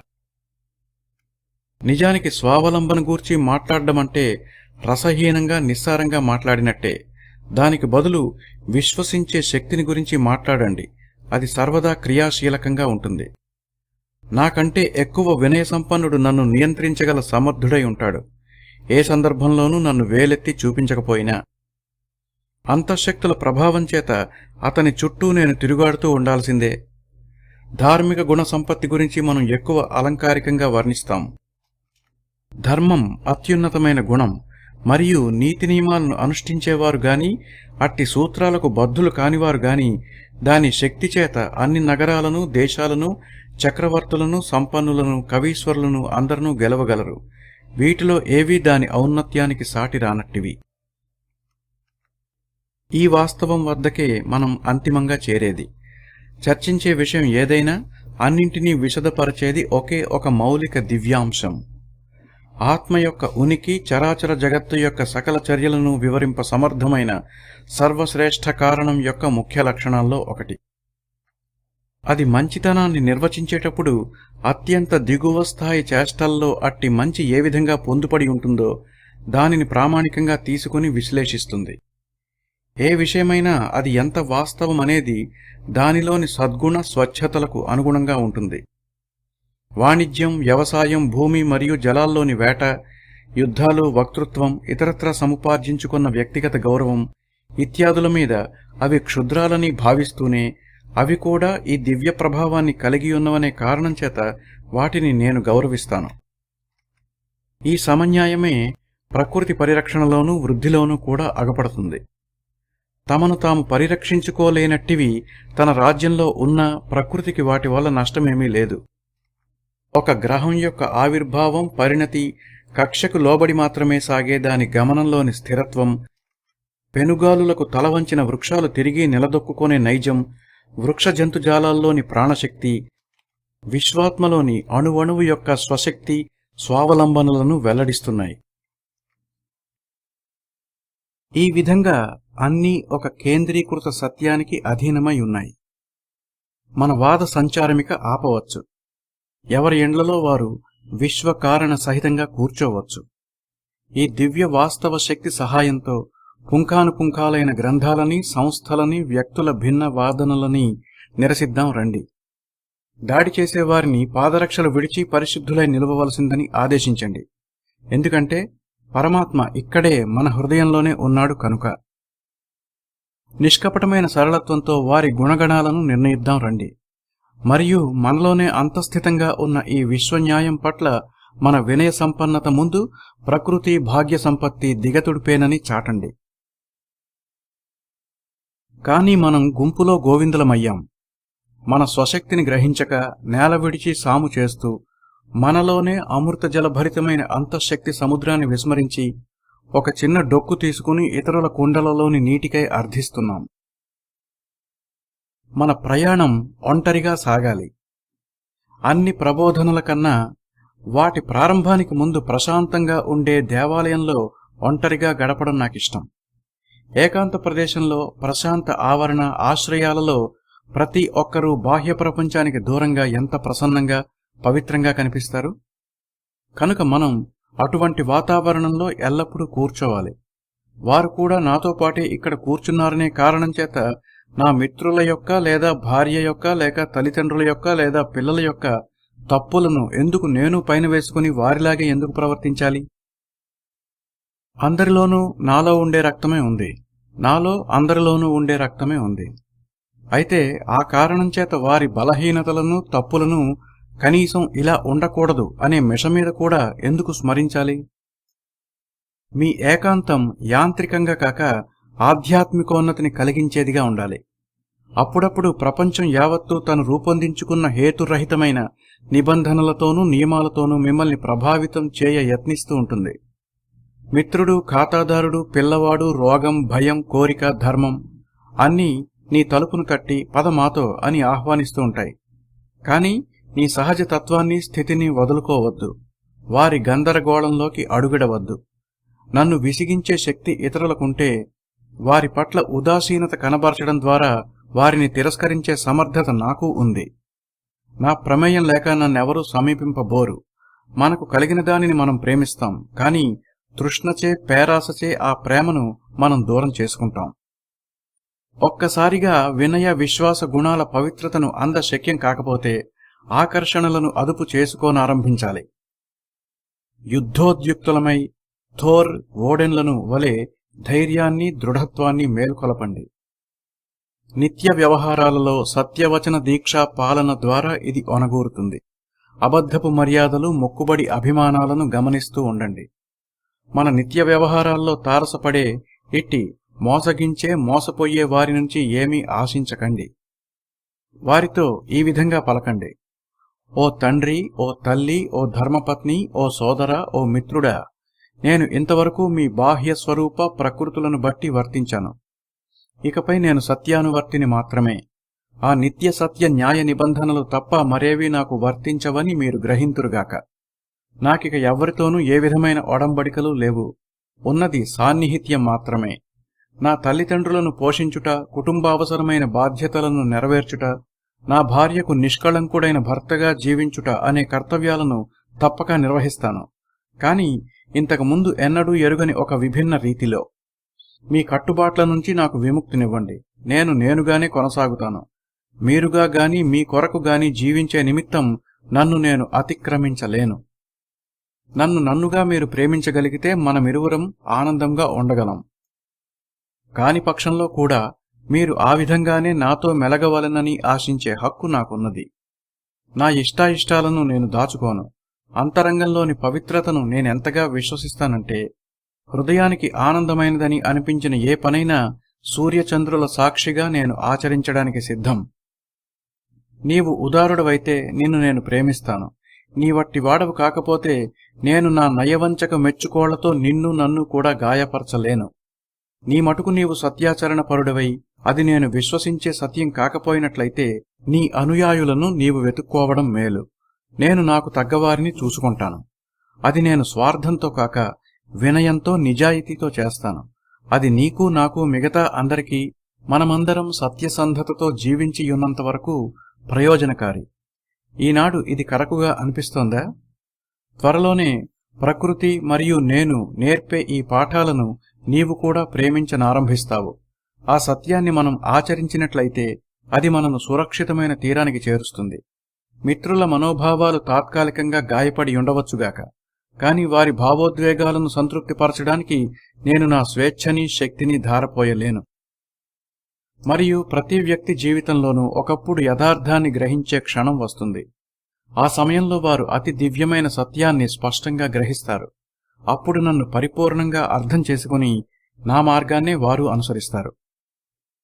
నలుగురు పాటించే నియమాలను లెక్క చేయకపోవడం అంటే అసలు ఏ నియమాలు లేకపోవడమని, రెటమతమని, ఒక విశ్వాసాన్ని పట్టుకు వేళ్లాడుతూ అన్ని కట్టుబాట్లను నిరసించడమని జనసామాన్యం భావిస్తారు.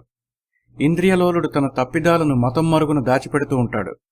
జ్ఞానసూత్రాలు మాత్రం ఎల్లప్పుడూ నిలకడగా ఉండేవి. మన తప్పులను ఒప్పుకోవడానికి 2 గదులు ఉన్నాయి. ఏదో ఒక దానిలో మనం నిజాయితీగా ఉండక తప్పదు. ప్రత్యక్ష మార్గంలో సూటిగా మన విద్యుక్త ధర్మాన్ని నెరవేర్చని పక్షంలో పరోక్ష మార్గంలో ప్రతిక్రియా రూపంలో దానిని మనం నెరవేర్చవలసి ఉంటుంది. తండ్రి, తల్లి, చుట్టం, పొరుగువారు, ఉన్న ఊరు, పెంపుడు పిల్లి, కుక్క వీటన్నిటి పట్ల మీ బాధ్యతలు సక్రమంగా నెరవేర్చారా? లేదా వీరిలో ఎవరైనా ఈ విషయంలో మిమ్మల్ని తప్పుపడుతున్నారా అన్నది ఆలోచించండి. నేనైతే ఇట్టి ప్రతిస్పందనలని లక్ష్యపెట్టక నాకు నేనే అన్నట్లు ప్రవర్తిస్తాను. నా యోగ్యతలు నాకున్నాయి, నా వర్గం నాకున్నది. విద్యుక్త ధర్మాలని సామాన్యంగా పేర్కొనబడేవేమీ ఇక్కడ ధర్మాలుగా పరిగణింపబడవు. కాని దాని బాకీని నేను చెల్లిస్తే అది నాకు తన న్యాయకోశపు పరిధిలో నుంచి మినహాయింపునిస్తుంది. ఎవరికైనా ఈ న్యాయం బలహీనమైనదని తోస్తే ఒకరోజు దాని శాసనాన్ని ఆచరించి చూడండి. ఏమాట కామాటే మానవ నిర్మిత సామాజిక నియమాలను ధిక్కరించి స్వాధికారాన్ని ప్రకటించి స్వశక్తిపై అచంచల విశ్వాసం కలిగి ఉండాలంటే దైవాంశ మనలో ఉండాల్సిందే. అట్టి వ్యక్తి హృదయం అత్యున్నతం, మనశ్శక్తి విశ్వసనీయం, దృష్టి దోషరహితం అయి ఉండి అతడే తనకు తానుగా ఒక దివ్యోపదేశం, సమాజం, చట్టంగా తేజరిల్లుతూ జనసామాన్యం అతి క్లిష్టము, కఠినతరము అని భావించే ధర్మ పరిపాలనను అతడు అతి మామూలుగా, సునాయాసంగా ఆచరిస్తాడు. సమాజ పోకడను ప్రముఖంగా గణించేవారికి అది విధించిన నీతి సూత్రాల అవసరం బలీయంగా ఉంటుంది. హృదయాలు, నరాలు పీకివేయబడ్డవా అన్నట్టు ఎటు చూసినా పిరికితనం, నిరాశల మూలుగులే వినవస్తున్నాయి. మనకి నిజమంటే భయం, విధి అంటే భయం, చావంటే భయం, ఒకరిని చూస్తే ఇంకొకరికి భయం. మన యుగం గొప్పవారిని, ఉత్తములని తయారు చేయలేదు. మన జీవన విధానాన్ని ఆధునీకరించి మన సామాజిక హోదాని పెంచే స్త్రీ పురుషుల కోసం వెదికే పనిలో మనం ఉండగా మనకు తారసపడుతున్నది తమ సహజ ప్రకృతిని ఎన్నడో కోల్పోయినవారు, తమ వాంఛలను తామే తృప్తిపరచుకోలేనివారు, తమ శక్తి సామర్థ్యాలకు అసంభవమైన ఆశయాలను కలిగియున్నవారు, రేయింబవళ్లు కుంటుతూ దేబిరించేవాళ్లును. మన కాపురాలు బైరాగి మఠాల్లా ఉంటే మన కళలు, వృత్తులు, వివాహాలు, ధర్మాలు సమాజం మన కోసం ఏర్పరిచినట్టివి. మనం వంటింటి సైనికులం. విధికి మనకి కఠిన పోరాటం జరిగే యుద్ధభూమిలో మనకు విశేషంగా శక్తి లభించాల్సి ఉండగా దానికి వెన్నిచ్చి మనం పారిపోతున్నాం. మన యువ ఔత్సాహికులు ప్రథమ పరాజయంతోనే డీలా పడిపోతున్నారు. ఒక కుర్ర వ్యాపారి నష్టపోతే వాడి నాశనమైపోయాడంటాం. మన కళాశాలలో చదువు పూర్తి చేసుకున్న మెరుగైన విద్యార్థి ఏడాది తిరిగేలోక బోస్టన్లోనో న్యూయార్కులోనో ఉన్న ఏదో ఒక పేరొందిన కార్యాలయంలో ఉద్యోగం సంపాదించలేకపోతే అతనికి, అతని మిత్రులకి కూడా అతను మనసు విరిచేసుకోవడం, ఆజన్మాంతం దీన్ని తలచుకుని దుఃఖించడం సరైన పనిగానే అనిపిస్తుంది.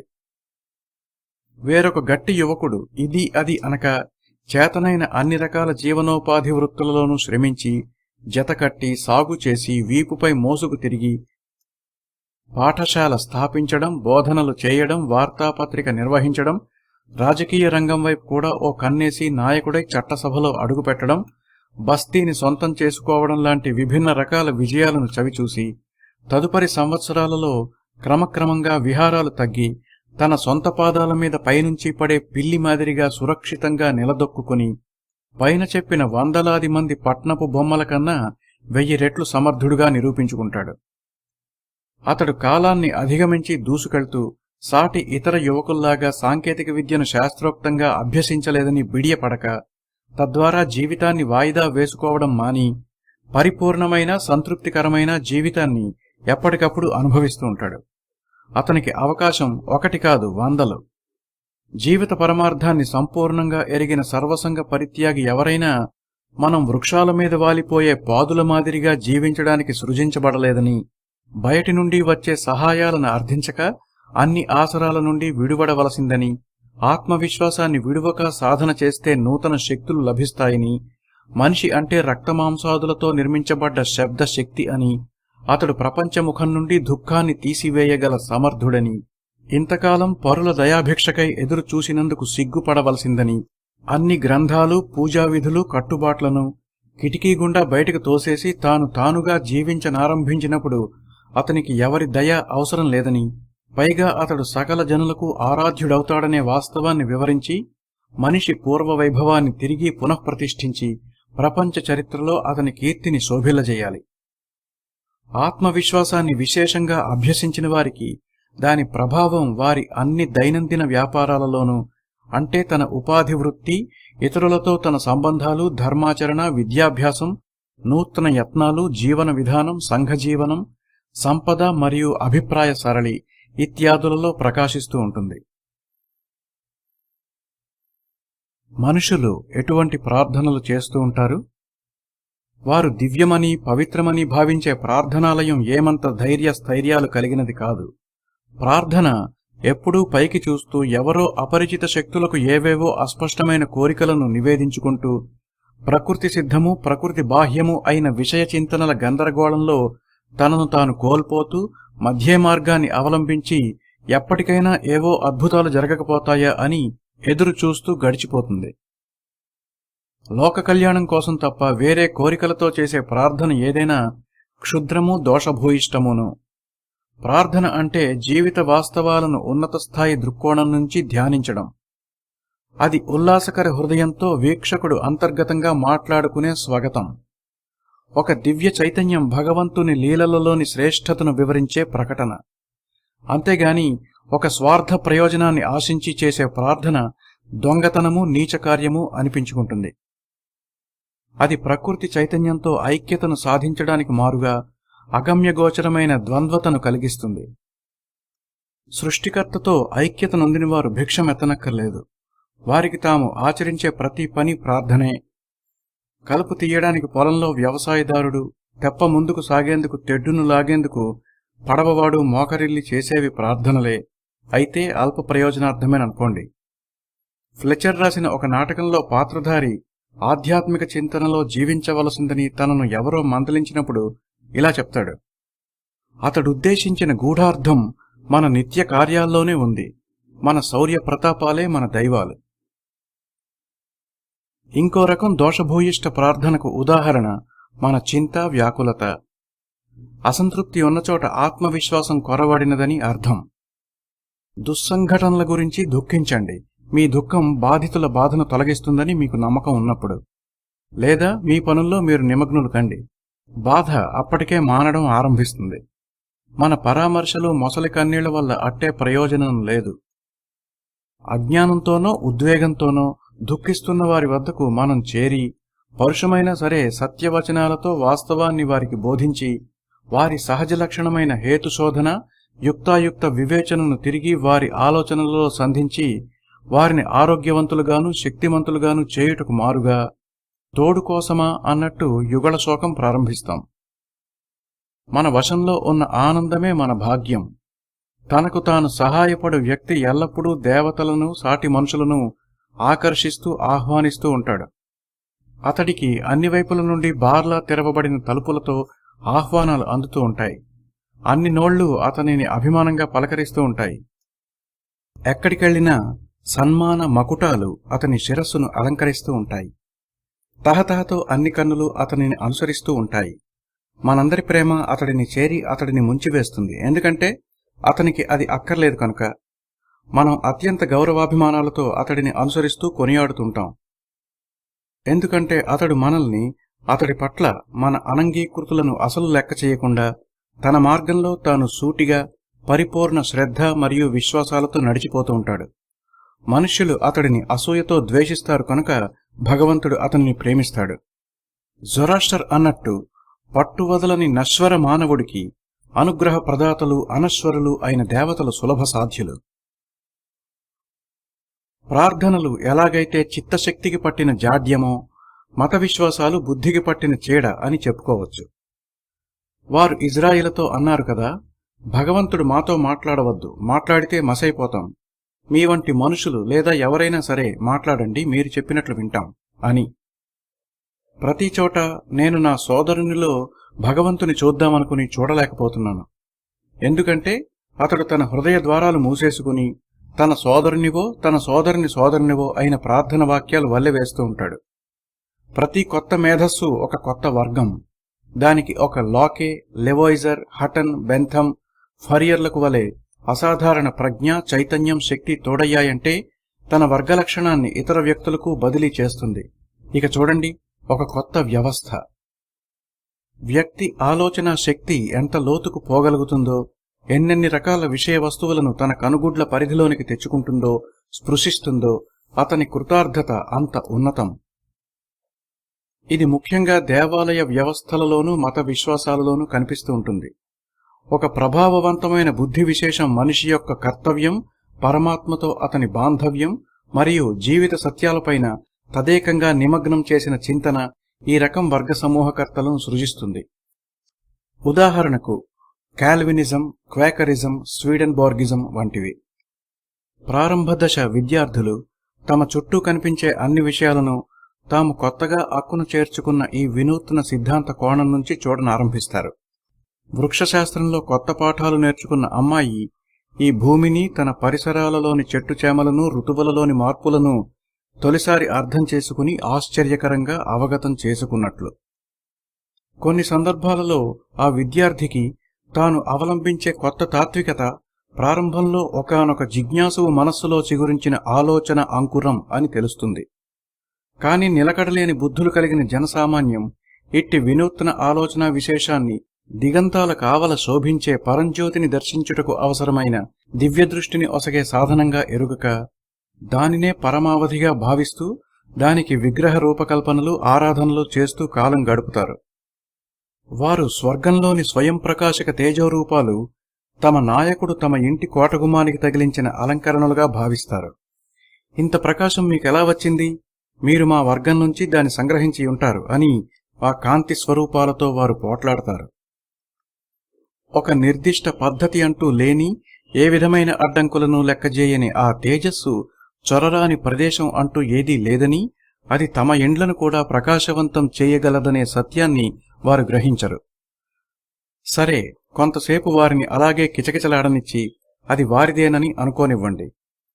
వారే గనక నిజాయితీ నిబద్ధతలతో సాధన చేస్తే ప్రస్తుతం వారిది అనుకుంటున్న ఈ కొట్టం ఇరుకుదై, సన్ననిదై, పగుళ్ళిచ్చి, ఒరిగిపోయి, శిథిలమై, మాయమైపోయి దాని స్థానంలో శాశ్వతమైన మహాప్రకాశవంతమైన కాంతిపుంజం దివ్యోల్లాసాన్ని కలిగించే నూతనత్వంతో విశ్వం యావత్తూ వ్యాపించి శతకోటి కిరణాలతో, సహస్రకోటి వర్ణ మిశ్రమాలతో తొలిపొద్దు సూర్యకిరణాల మాదిరిగా సృష్టినంతటను వెలుగులతో నింపుతుంది. ఆత్మ సంస్కారం కొరవడిన కారణం చేత పర్యటన అనే మూఢ విశ్వాసం ప్రబలి ఇటలీ, ఇంగ్లాండు, ఈజిప్టు వంటి స్థలాలు మన అమెరికన్ విద్యావంతులను మురిపిస్తున్నాయి. ఊహలలో ఇటలీ, ఇంగ్లాండు, గ్రీసులను ఆరాధ్య ప్రదేశాలుగా నిలిపినవారు భూమి యొక్క అక్షం వలె తాము ఉన్న చోటి నుండి కించిత్తు కూడా కదలకుండా స్థిరంగా ఉండి ఈ విధమైన రూపకల్పనలు చేశారు. వీరోచిత సమయాల్లో కార్యస్థలమే మనకు దర్శనీయమని మనం భావిస్తాం. మన అంతరాత్మ ప్రయాణీకుడు కాడు. విజ్ఞుడైన వ్యక్తి ఇంటనే ఉండి అవసరమో కర్తవ్యమో బయటకు వెళ్లవలసిన పరిస్థితి కలిగించినప్పుడు బయటకు వెళ్లి కూడా ఇంటి వద్దనే ఉన్నట్టుగా తన కనుసైగల ద్వారా, భావ ప్రకటన ద్వారా తన పట్ల బయటివారు సహృదయతతో ప్రవర్తించుతుండగా, తన ధర్మ జ్ఞాన సంపదలు తోడురాగా ఒక సార్వభౌముని వలె నగరాలను దర్శిస్తాడే తప్ప నక్కి నక్కి బెరుకు బెరుకుగా సంచరించే అతిక్రమణదారుడిలాగో, యజమాని వెంట నడిచే నౌకరులాగో కాదు. భూప్రదక్షిణను మరీ మోటుగా, అడ్డగోలుగా వ్యతిరేకించే ఉద్దేశం నాకు లేదు. కళాభిరుచి, జ్ఞాన సముపార్జన, ధర్మకార్యాదులు వంటి నిర్దిష్ట ప్రయోజనాల కోసం మరియు కేవలం కొత్త ప్రదేశం కావడం వలన తనకు తెలియని గొప్ప విషయాలేవో తెలిసిపోతాయన్న భ్రమతో ప్రయాణం కట్టేకన్నా ముందు అట్టి ప్రదేశాల సమాచారంతో వాటిని మచ్చిక చేసుకుని మరీ చేసే పర్యటనలు అర్థవంతమైనవి. వినోదోల్లాసాల కోసం తనకు అప్పటికే తెలియని దానిని తెలుసుకునే నిమిత్తం ప్రయాణాలు చేసేవాడు ముందుగా తన నుంచి తానే దూరంగా ప్రయాణించి యవ్వన దశలోనే ముసలితనాన్ని పొందుతాడు. థిబిస్, పాల్మైరా వంటి పురాతన స్థలాల వలె తన బుద్ధి, హృదయం కూడా పాతబడి పాడుపడతాయి. ఆ విధంగా అతడు శిథిలాల వద్దకు శిథిలాలను తీసుకుని వెళతాడు. నిరంతర సంచారం మూర్ఖుల స్వర్గం. మన తొలి ప్రయాణాల వల్లనే మనకు తెలుస్తుంది. ఆ ప్రదేశాలకు వాటిని దర్శించే వారిపై ఏమాత్రం అపేక్ష లేదు సరికదా వారి పట్ల ఉదాసీనత కనబరుస్తాయి. ఇంట్లో ఉన్నప్పుడు నేపుల్స్, రోము వంటి నగరాలు తమ సౌందర్య శోభతో నన్ను మైమరపింపజేస్తాయని, అక్కడ నా విచారమంతా మాయమైపోతుందని అనుకుని నా రేకుపెట్టే బేడ సర్దుకుని సాగనంపే మిత్రుల ఆలింగనాలు, ఎగిసిపడే సాగర తరంగాల మధ్య ఊయలలూగే ఓడను ఎక్కి నేపుల్సులో మేల్కాంచి చూద్దును కదా, నా పక్కనే తిష్ట వేసు కూర్చుంటుంది ఒక నిష్ఠుర సత్యం, విచారగ్రస్త అంతరాత్మ. నన్ను విడువక నేను దేన్నుంచైతే పారిపోయి వచ్చానో సరిగ్గా దానిలాంటిదేను. నేను వ్యాటికన్ను, దాని రాజభవనాలను చూడనభిలషిస్తాను. వినూత్న దృశ్యాలు, కొంగ్రొత్త ఆలోచనల ఆనందం నాకు మైమరుపు కలిగిస్తుందని నేను ఆశిస్తాను గాని నాకలాంటి మత్తేమీ కలుగదు. నా దయ్యం నేనెక్కడికి వెళితే అక్కడికే వచ్చి చస్తుంది. కాని ఈ ప్రయాణోన్మాదం అనేది మేధాశక్తిలో నిగూఢంగా ఉండే అనారోగ్యానికి సూచన. అసలు బుద్ధియే దేశద్రిమరి వలె నిరంతర సంచారం చేస్తుంటుండగా మన విద్యా విధానం అశాంతిని, అలజడిని ఎగదోస్తూ ఉంటుంది. విధిలేక మన దేహాలు ఇంట్లో పడి ఉంటే మన మనస్సులు విచ్చలవిడిగా ఎక్కడికెక్కడికో చక్కర్లు కొడుతూ ఉంటాయి. మనం అనుకరిస్తూ ఉంటాం. అనుకరణ అంటే మనస్సు చేసే ప్రయాణమే కదా. మన గృహాలు పరదేశీయ పోకడలతో నిర్మించుకుంటాం. ఇంటిలో గోళ్ల నిండా విదేశీయ వస్తువులను అలంకరణగా అమర్చుకుంటాం. మన అభిప్రాయాలు, అభిరుచులు, మన శక్తి సామర్థ్యాలు ఎన్నడో గతించిన వాటిని, సుదూర తీరాలకు ఆవలనున్న వాటిని ఆసరాగా చేసుకు సాగుతుంటాయి. కళలు అవి ఎక్కడైతే దేదీప్యమానంగా పరిఢవిల్లుతాయో అక్కడ సృష్టించబడతాయి. కళాకారుడు సృజించబోయే కళారూపం ప్రప్రథమంగా అతని మనస్సులో రూపుదిద్దుకుంటుంది. తన ఆలోచనలను తను చేపట్టబోయే సృజనపైన, దాని దశలవారీ రూపాంతరంపైన కేంద్రీకరిస్తాడు. మనం గోథిక్, డోరిక్ లేదా మరేదో నమూనాలను ఎందుకు అనుకరించాలి? సౌందర్యం, వెసులుబాటు, ఆలోచనల యొక్క శోభ, భావ వ్యక్తీకరణలో చమత్కారం మిగతా అందరికిలాగే మనకి కూడా చాలా అందుబాటులో ఉంటాయి. మన అమెరికన్ కళాకారుడు అప్పటి వర్తమానంలో తనకు అందుబాటులో ఉన్న మట్టి, వాతావరణం, ప్రజల అభిరుచులు, చేతిలో ఉన్న సమయం, పాలకుల వ్యవహార శైలి మున్నగు అంశాలను దృష్టిలో ఉంచుకుని తను చేయబోయే పనిని నమ్మికతోనూ ప్రేమతోనూ అధ్యయనం చేస్తే తాను కూడా అన్ని విధాలుగా అనుకూలం, వాసయోగ్యమైన చక్కని గృహాన్ని నిర్మించగలడు. మరియు అతని అభిరుచి, మనోభావం కూడా సంతృప్తి చెందుతాయి. పట్టుబట్టి మరీ మీరు మీలాగా జీవించండి, కానీ అనుకరణ వద్దు. మీ స్వంత ప్రజ్ఞను మీరు అనుక్షణం బ్రహ్మాండంగా ప్రదర్శించగలరు, చిరకాల పరిశ్రమ ఫలితంగా సంచితమైన కౌశలంతో సహా. కాని ఎవరి వద్ద నుంచో ఎరువు తెచ్చుకున్న ప్రతిభ మీద మీకు ఏదో కొంత ఆశుమాత్రం, అరకొర ప్రమాణపు స్వాధీనం మాత్రమే ఉంటుంది. మీరు ఏది బాగా చెయ్యగలరో మీ సృష్టికర్త మాత్రమే నిర్ణయిస్తాడు. అదేమిటన్నది సదరు వ్యక్తి ప్రదర్శిస్తే తప్ప ఎవరూ తెలుసుకోలేరు.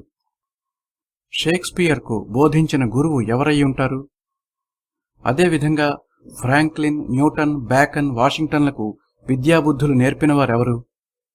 ప్రతి గొప్ప వ్యక్తి అద్వితీయుడే. సిపియో తన సిపియోనిత్వాన్ని మాత్రం వేరే వారి వద్ద నుంచి ఎరువు తెచ్చుకొనలేడు. షేక్స్పియర్ రచనలను చదివి షేక్స్పియర్ తయారవలేడు. మీకై నిర్దేశించబడిన దానిని పెద్దగా ఆశ లేకపోయినా, ధైర్యం లేకపోయినా సరే ఆచరించుట ప్రారంభించండి. ఆ క్షణంలో మీకు ఒక ధీరోదాత్తమైన మహావాక్యం వినవస్తుంది. ప్రముఖ శిల్పి ఫిడియాస్ ఉలి శబ్దంలా, ఈజిప్షియన్ల నిర్మాణాలలో ప్రముఖమైన తాపీ ధ్వనిలా, మోజెస్ లేదా డాంటే కలంలా, కాని వీటన్నింటికంటే విభిన్నంగా. అయితే అతి ఘనంగా, చతురంగా, 1000 నాలుకలతో అంతరాత్మ ప్రతిసారి తనను తాను ప్రకటించుకోకపోవచ్చు. కాని మీకు పెద్దల మాటలు వినబడడం అంటూ జరిగితే అదే స్థాయిలో వారికి మీరు సమాధానం ఇవ్వనూగలరు. ఎందుకంటే నాలుక, చెవి రెండూ ఒకే స్వభావం కలిగిన ఇంద్రియాలు. మీ జీవితంలోని సరళమైన, ధార్మికమైన అంశాలలో నిరంతరం వసించండి. మీ హృదయానికి విధేయులుగా ఉండండి. మీరు విశ్వాన్ని పునఃసృష్టి చేయగలరు. మన మతధర్మం, విద్య, కళ పరప్రాంత దిశగా చూస్తూ ఉంటే మన సామాజిక స్పృహ కూడా అదే చేస్తుంది. అందరూ సమాజం పురోభివృద్ధి చెందితే తద్వారా తాము బాగుపడదామని చూస్తున్నారు గాని ఎవరూ బాగుపడట్లేదు. సమాజం ఎప్పుడూ పురోగతి చెందదు. ఓ వైపు నుండి ఎంత త్వరగా అభివృద్ధి చెందుతూ ఉంటుందో అదే వేగంతో వేరే వైపు నుంచి క్షీణిస్తూ ఉంటుంది. అది నిరంతరం మార్పు చెందుతూనే ఉంటుంది. అది క్రూరమైనది, నాగరకమైనది, మతావలంబిని, సంపన్నమైనది, శాస్త్రీయ దృక్పథం కలిగినది. కాని ఈ మార్పు ఉపశమనం కాదు. ఇవ్వబడిన ప్రతి దానికి ఏదో కొంత తీసుకోబడుతుంది. సంఘం కొత్త కళలు నేర్చుకుంటూ ప్రాచీనమైన సహజ ప్రకృతిని కోల్పోతూ ఉంటుంది. ఎంత తేడానో గమనించండి. డాబుసరి దుస్తులు, చదవడం, రాయడం, ఆలోచించడం చక్కగా తెలిసి గడియారం, పెన్సిలు, జేబులో చెక్కు పుస్తకం ధరించిన అమెరికన్ పౌరుడికి దిగంబర స్వరూపం ఒక దుడ్డుకర్ర, బల్లెం, చాప, పడుకోవడానికి పాత గుడిసెలో అవిభాజ్యమైన 20వ వంతు స్థలం మాత్రమే ఆస్తిపాస్తులుగా కలిగిన న్యూజిలాండ్ ఆటవికుడికిని. కాని ఇరువురి ఆరోగ్యాలు పోలిస్తే శ్వేతజాతీయుడు తన సహజ స్వాభావిక లక్షణాలను కోల్పోయినట్లు గమనిస్తారు. ప్రత్యక్షంగా చూసినవారు చెప్పినట్లు ఆ ఆటవికుడిని బలంగా పెద్ద గొడ్డలతో ఒక దెబ్బ కొట్టండి. తారుముద్ద మీద కొట్టినట్టు 1-2 రోజుల్లో కండ దగ్గరపడి గాయం మాయమైపోతుంది. అదే దెబ్బ శ్వేతజాతీయుడిని సమాధిలో పడుకోబెట్టేస్తుంది. నాగరికుడు 4 చక్రాలతో నడిచే బగ్గీలు సృష్టించుకున్నాడు గాని తన పాదాల ఉపయోగాన్ని మర్చిపోయాడు. ఏదోలా నిలబడగలుగుతున్నాడే గాని అది కండ బలిమితో కాదు. విలాసవంతమైన జెనీవా గడియారం సంపాదించుకున్నాడు గాని సూర్యభగవానుని గమనాన్ని బట్టి కాలాన్ని లెక్క కట్టడం మర్చిపోయాడు. తన చేతిలో ఒక గ్రీన్విచ్ కాల నిర్ణయ పంచాంగాన్ని కలిగి ఎప్పుడు కావాలంటే అప్పుడు తనకి కాలగమనాన్ని తెలుపుతోందని మురిసిపోతాడే గాని ఆకాశంలో ఒక్క నక్షత్రం గురించి కూడా అతనికి తెలియదు. ఉత్తరాయణం, దక్షిణాయనాలు అనేవి ఏమిటో కూడా అతనికి తెలియదు. కాని పూర్తి సంవత్సర కాలానికి లెక్కగట్టి ఉంచిన తారీఖుల పట్టీ యావత్తూ అతని బుర్రలో నిక్షిప్తమై ఉంది. అతని నోటి పుస్తకాలు అతని ఆలోచనా శక్తిని కుంటుపరిచాయి. గ్రంథాలయాలు అతని చమత్కారం, వివేకాల మీద పెనుభారమై కూర్చున్నాయి. అతని బీమా సంస్థ ప్రమాదాల సంఖ్యను పెంచింది. కొత్త కొత్త యంత్రాల వలన ఇబ్బందులుంటాయా ఉండవా అన్నది ప్రశ్న. అతి సుకుమారం వల్ల కొంత శక్తిని మనం కోల్పోయామా లేదా అన్నది ప్రశ్న.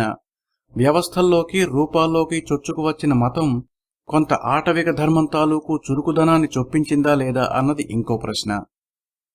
బైరాగితత్వంలో బైరాగి కనబడుతూనే ఉన్నాడు గాని అశేష భక్తజన సమూహంలో నిజమైన భక్తులెవరు? నైతిక ప్రమాణాల్లో కనబడే హెచ్చుతగ్గులు ఒడ్డు పొడుగుల్లో కనబడే హెచ్చుతగ్గుల కంటే అధికం కావు. ఇప్పుడు జీవించియున్న మహనీయులు ఇంతకు ముందు కాలంలో నివసించిన వారికంటే అధికులు కారు. అతి ప్రాచీన యుగంలోనూ అత్యాధునిక కాలంలోనూ సంచరిస్తున్న గొప్ప వ్యక్తుల్లో ఒక సామాన్య సమానత్వం గోచరిస్తుంది. ఈ శతాబ్దంలో విరాజిల్లే కళలు, శాస్త్ర విజ్ఞానం, మత విశ్వాసం, తాత్విక చింతన కొన్ని శతాబ్దాల క్రిందట నివసించిన గొప్ప వ్యక్తుల కంటే గొప్పవారిని తయారు చేయలేవు. కాలం పరంగా చూసినా కూడా ఈ పోటీ ముందుకు పోవడం లేదు. ఫోసియన్, సోక్రటీస్, అనక్సగోరస్, డయాగొనీస్ వంటి తత్వవేత్తలు తమదంటూ ఒక వర్గాన్ని తయారు చేసి విడువలేదు. ఒకవేళ ఎవరైనా వారి వర్గానికి చెందినవాడైనా అతను వారి పేరుతో పిలువబడక తనకు తానే చెందియుండి తన ద్వారా ఇంకొక వర్గాన్ని సృష్టించగల సమర్థుడు. ఏ యుగానివైనా కళలు, ఆవిష్కరణలు దానికి అలంకరణ దుస్తులుగా ఉంటాయే తప్ప మనుష్యులను ఉత్తేజపరుపలేవు. మెరుగుగా తయారయ్యే యంత్రాలు చేసే హాని వాటి వలన కలిగే ప్రయోజనాలకు పరిహారం. హడ్సన్ మరియు బెహరింగ్ చేపల పడవల తయారీలో చాలా పురోగతి సాధించి ప్యారీ, ఫ్రాంక్లిన్ వంటి వారిని అబ్బురపరిచారు. వారి యంత్ర సామగ్రి శాస్త్ర, కళా రంగాల వనరులను హరించింది. గెలీలియో ఒక మెరుగుటద్దంలో నుంచి అంతకుముందు ఎవరికీ తెలియని అలౌకికాద్భుత గ్రహచక్ర గమనాన్ని దర్శించాడు. కొలంబస్ నాటు పడవ మీద నుంచే ఒక కొత్త ప్రపంచాన్ని పరిచయం చేశాడు. కొద్ది సంవత్సరాల లేదా కొద్ది శతాబ్దాల క్రితం ఎంతో సంబరంగా పరిచయం చేసుకున్న యంత్ర సామగ్రి ఒక నిర్ణీత సమయం తరువాత వినియోగంలోంచి తొలగించడం లేదా పాడైపోవడం ఆసక్తి కలిగించే విషయం. గొప్పదైన జ్ఞానం సమర్థత కలిగిన వ్యక్తి వద్దకు తిరిగి చేరుతుంది. మనం యుద్ధరంగంలో జరిగిన ఆవిష్కరణలను శాస్త్ర విజ్ఞానం యొక్క విజయంగా చెప్పుకుంటాం గాని నెపోలియన్ యూరోపును పెద్ద ఆయుధ సంపత్తి లేకుండా కేవలం కొద్దిపాటి సైన్యంతోనూ భుజబల పరాక్రమంతోనే గెలిచాడు. లాస్ కెసాస్ మాటల్లో ఆయుధాలను, తుపాకీమందు గిడ్డంగులను, వండిపెట్టేవారిని, రథాలను విడిచి ప్రతి సైనికుడు రోమన్ సాంప్రదాయానుసారం తనకు లెక్క ప్రకారం ఇవ్వబడిన ధాన్యాన్ని తన చేతులతోనే పిండికొట్టి స్వయంగా రొట్టె కాల్చుకుని మాత్రమే తినే అలవాటు చేసుకుంటే తప్ప ఒక క్రమశిక్షణాయుతమైన సైన్యాన్ని తయారు చేసుకోవడం అసంభవంగా తలిచాడు ఆ చక్రవర్తి. సంఘం ఒక కెరటం, కెరటమే ముందుకి వెనక్కి కదులుతుంది గాని దానిలోని నీరు కాదు. అదే అణువు లోయ నుంచి శిఖరాగ్రానికి చేరుకోలేదు. దాని ఏకత్వం విలక్షణం. ఈరోజు ఒక రాజ్యాన్ని తయారు చేసిన వారు వచ్చే సంవత్సరం మరణిస్తారు. వారితో పాటే వారి అనుభవం కూడా. అందుకే సంపదల మీద, ప్రభుత్వాల మీద ఆధారపడే స్వభావం లోపించిన ఆత్మవిశ్వాసానికి నిదర్శనం. మనుష్యులు తమ దృష్టిని తమ మీది నుంచి మళ్లించి సంపదలను ఎంతగా ఆరాధిస్తున్నారంటే, మత గురువులను, విద్యావంతులను, నియమ నిబంధనలను తమ ఆస్తుల సంరక్షకులుగా భావిస్తూ వారిని ఎవరైనా విమర్శిస్తే అది తమ సంపదల పట్ల జరిగిన అపచారంగా భావిస్తారు. వారు అవతలి వారి విలువను వారేమిటన్నదానికంటే వారెంత కలిగిన వారనే దాన్ని బట్టి నిర్ణయిస్తారు. కాని పరిణతి కలిగిన వ్యక్తి తన సహజతత్వం పట్ల కలిగిన గౌరవభావంతో తన సంపదలను చూచి సిగ్గుపడతాడు. ముఖ్యంగా అతనికి ఎక్కువ అసహ్యం కలిగించేది ప్రమాదవశాత్తు దానంగా లేదా నేర ప్రవృత్తి ద్వారా సంక్రమించిన సిరులను. అవి ఉండి అతనికి లేనట్టే. అవేవి అతనికి చెందినవి కావు. అతనిని బద్ధుని చెయ్యలేవు. అవి అక్కడే పడుంటాయి. ఎందుకంటే ఏ తిరుగుబాటుదారుడు, చోరుడు వానిని తీసుకుని పోవనిచ్చగించడు. కాని ఏ సంపదనైతే మనిషి అవసరార్థం కష్టపడి సముపార్జించుకుంటాడో అది నిజమైన జీవం కలిగిన సంపద. అది ఏ ప్రభుత్వం, దొంగలు, గుంపులు, తిరుగుబాట్లు, అగ్ని, తుఫాను, దివాలాల వంటి భయాలేవి తన యజమానికి కలిగించకుండా అతని ఊపిరి ఉన్నంతవరకు వృద్ధి చెందుతూనే ఉంటుంది. కాలిఫ్ ఆలీ అన్నట్టు, జీవితంలో నీ వంతు లేదా భాగ్యం ఏదన్నా ఉంటే అది నీ నిజ తత్వాన్వేషణ మాత్రమే. కనుక నిరంతరం ఆ ప్రయత్నంలో ఉంటూ నిశ్చింతగా గడుపు. బయటి నుండి వచ్చే వస్తువులకై మన అపేక్ష మనను వాటి కూడికలకు బానిసలుగా మారుస్తుంది. రాజకీయ పక్షాలు వివిధ సమావేశాలు జరుపుకుంటూ ఉంటాయి. ఆ సమూహం పెద్దదై ఎసెక్స్ నుండి వచ్చిన ప్రతినిధులు, న్యూ హ్యాంప్షైర్ ప్రజాస్వామ్యవాదులు, మెయిన్ ప్రాంతపు స్వేచ్ఛాప్రియులు అని వినవస్తున్న కేరింతలను విన్న యువ దేశభక్తుని గుండె ఉప్పొంగిపోయి వేల కొలది కళ్ళు, చేతుల శక్తిచే మున్నెన్నడూ లేనంత శక్తిమంతునిగా తనను ఊహించుకుంటాడు. అదేవిధంగా సంస్కరణవాదులు సమావేశం నిర్వహించి ఎన్నికలు, పరిష్కారాలు ప్రకటించుకుంటారు. కాని స్నేహితులారా, భగవంతుని పనితీరు ఈ విధంగా ఉండదు. అది దీనికి పూర్తి భిన్నం. ఎప్పుడైతే మనిషి తనకు తానుగా నిటారుగా ఒంటరిగా నిలబడి బయటి నుంచి వచ్చే సహాయాన్ని తృణీకరించి సాగుతాడో అతనినే నేను శక్తిమంతునిగా భావిస్తాను. ఇతర పతాకధారుల దృష్టిలో అతడు బలహీనుడు. కాని ఊరుకంటే వ్యక్తి నయం కదా. మనిషి నుంచి ఏమీ ఆశించవద్దు. నిరంతరంగా మార్పు చెందుతూ ఉండే ప్రపంచంలో నీ స్వయం ప్రకటిత ధీశక్తి, ఆత్మవిశ్వాసమే నీకు కొండంత అండ. ఎవరైతే ఆ శక్తి స్వయం సిద్ధమని ప్రగాఢంగా విశ్వసిస్తారో, తాను మంచిని తన నుంచి కాక బయట నుంచి ఆశించడమే తన బలహీనత అని గ్రహిస్తారో, ఆ భావనా బలంతో ఎట్టి సంకోచాలు లేకుండా దృష్టిని తన అంతర్గత శక్తిపై కేంద్రీకరిస్తారో ఆ క్షణమే అతను తనను సరిదిద్దుకున్నట్లు. అతను బోర విరుచుకుని నిటారుగా నిలబడి అవయవాలను, ఇంద్రియాలను సక్రమంగా నియంత్రించి అద్భుతాలను సృష్టిస్తాడు. కాళ్లమీద నిలబడే వ్యక్తి తలమీద నిలబడేవానికంటే బలవంతుడే కదా. కనుక విధిని ఉపయోగించుకో. చాలామంది విధితో జూదమాడి ఎంతో గెలిచి దాని చక్రభ్రమణంలో అంతా పోగొట్టుకుంటారు. కాని నీవు అప్రయత్నంగా నీ మీద కురిసే భోగభాగ్యాలను అసలు లక్ష్యపెట్టక భగవంతుని ప్రతినిధులైన కారణ కార్యాలు, కాజ్ అండ్ ఎఫెక్ట్ గొప్పదనాన్ని విశ్వసించి ఆచరించు. నీ స్వేచ్ఛా సంకల్పాలను నమ్మి పనిచేసే నీవు భాగ్యచక్రానికి సంకెళ్లు వేయగలవు. దాని భ్రమణాలు, ఒడిదుడుకుల అనిశ్చితి నుంచి విముక్తుడవై నిశ్చింతగా జీవిస్తావు. ఒక రాజకీయ విజయం, వాడుగలలో వృద్ధి, తగ్గిన జబ్బు, తప్పిపోయాడనుకున్న మిత్రుని పునరాగమనం, లేక ఇంకేదో ఆహ్లాదకర సన్నివేశం అంతరంగాన్ని ఉత్తేజపరుస్తాయి. దాంతో రాబోయేవన్నీ మంచి రోజులేననే తలంపు మదిలో మెదులుతుంది. అది నమ్మకు. నీవు తప్ప నీకు శాంతి నొసగేవారు ఎవ్వరూ లేరు. నీ నిజతత్వాన్నుంచి ఆవిర్భవించి నీవాచరించే ప్రాథమిక నియమాలే నీకు శాంతిని కలిగిస్తాయి.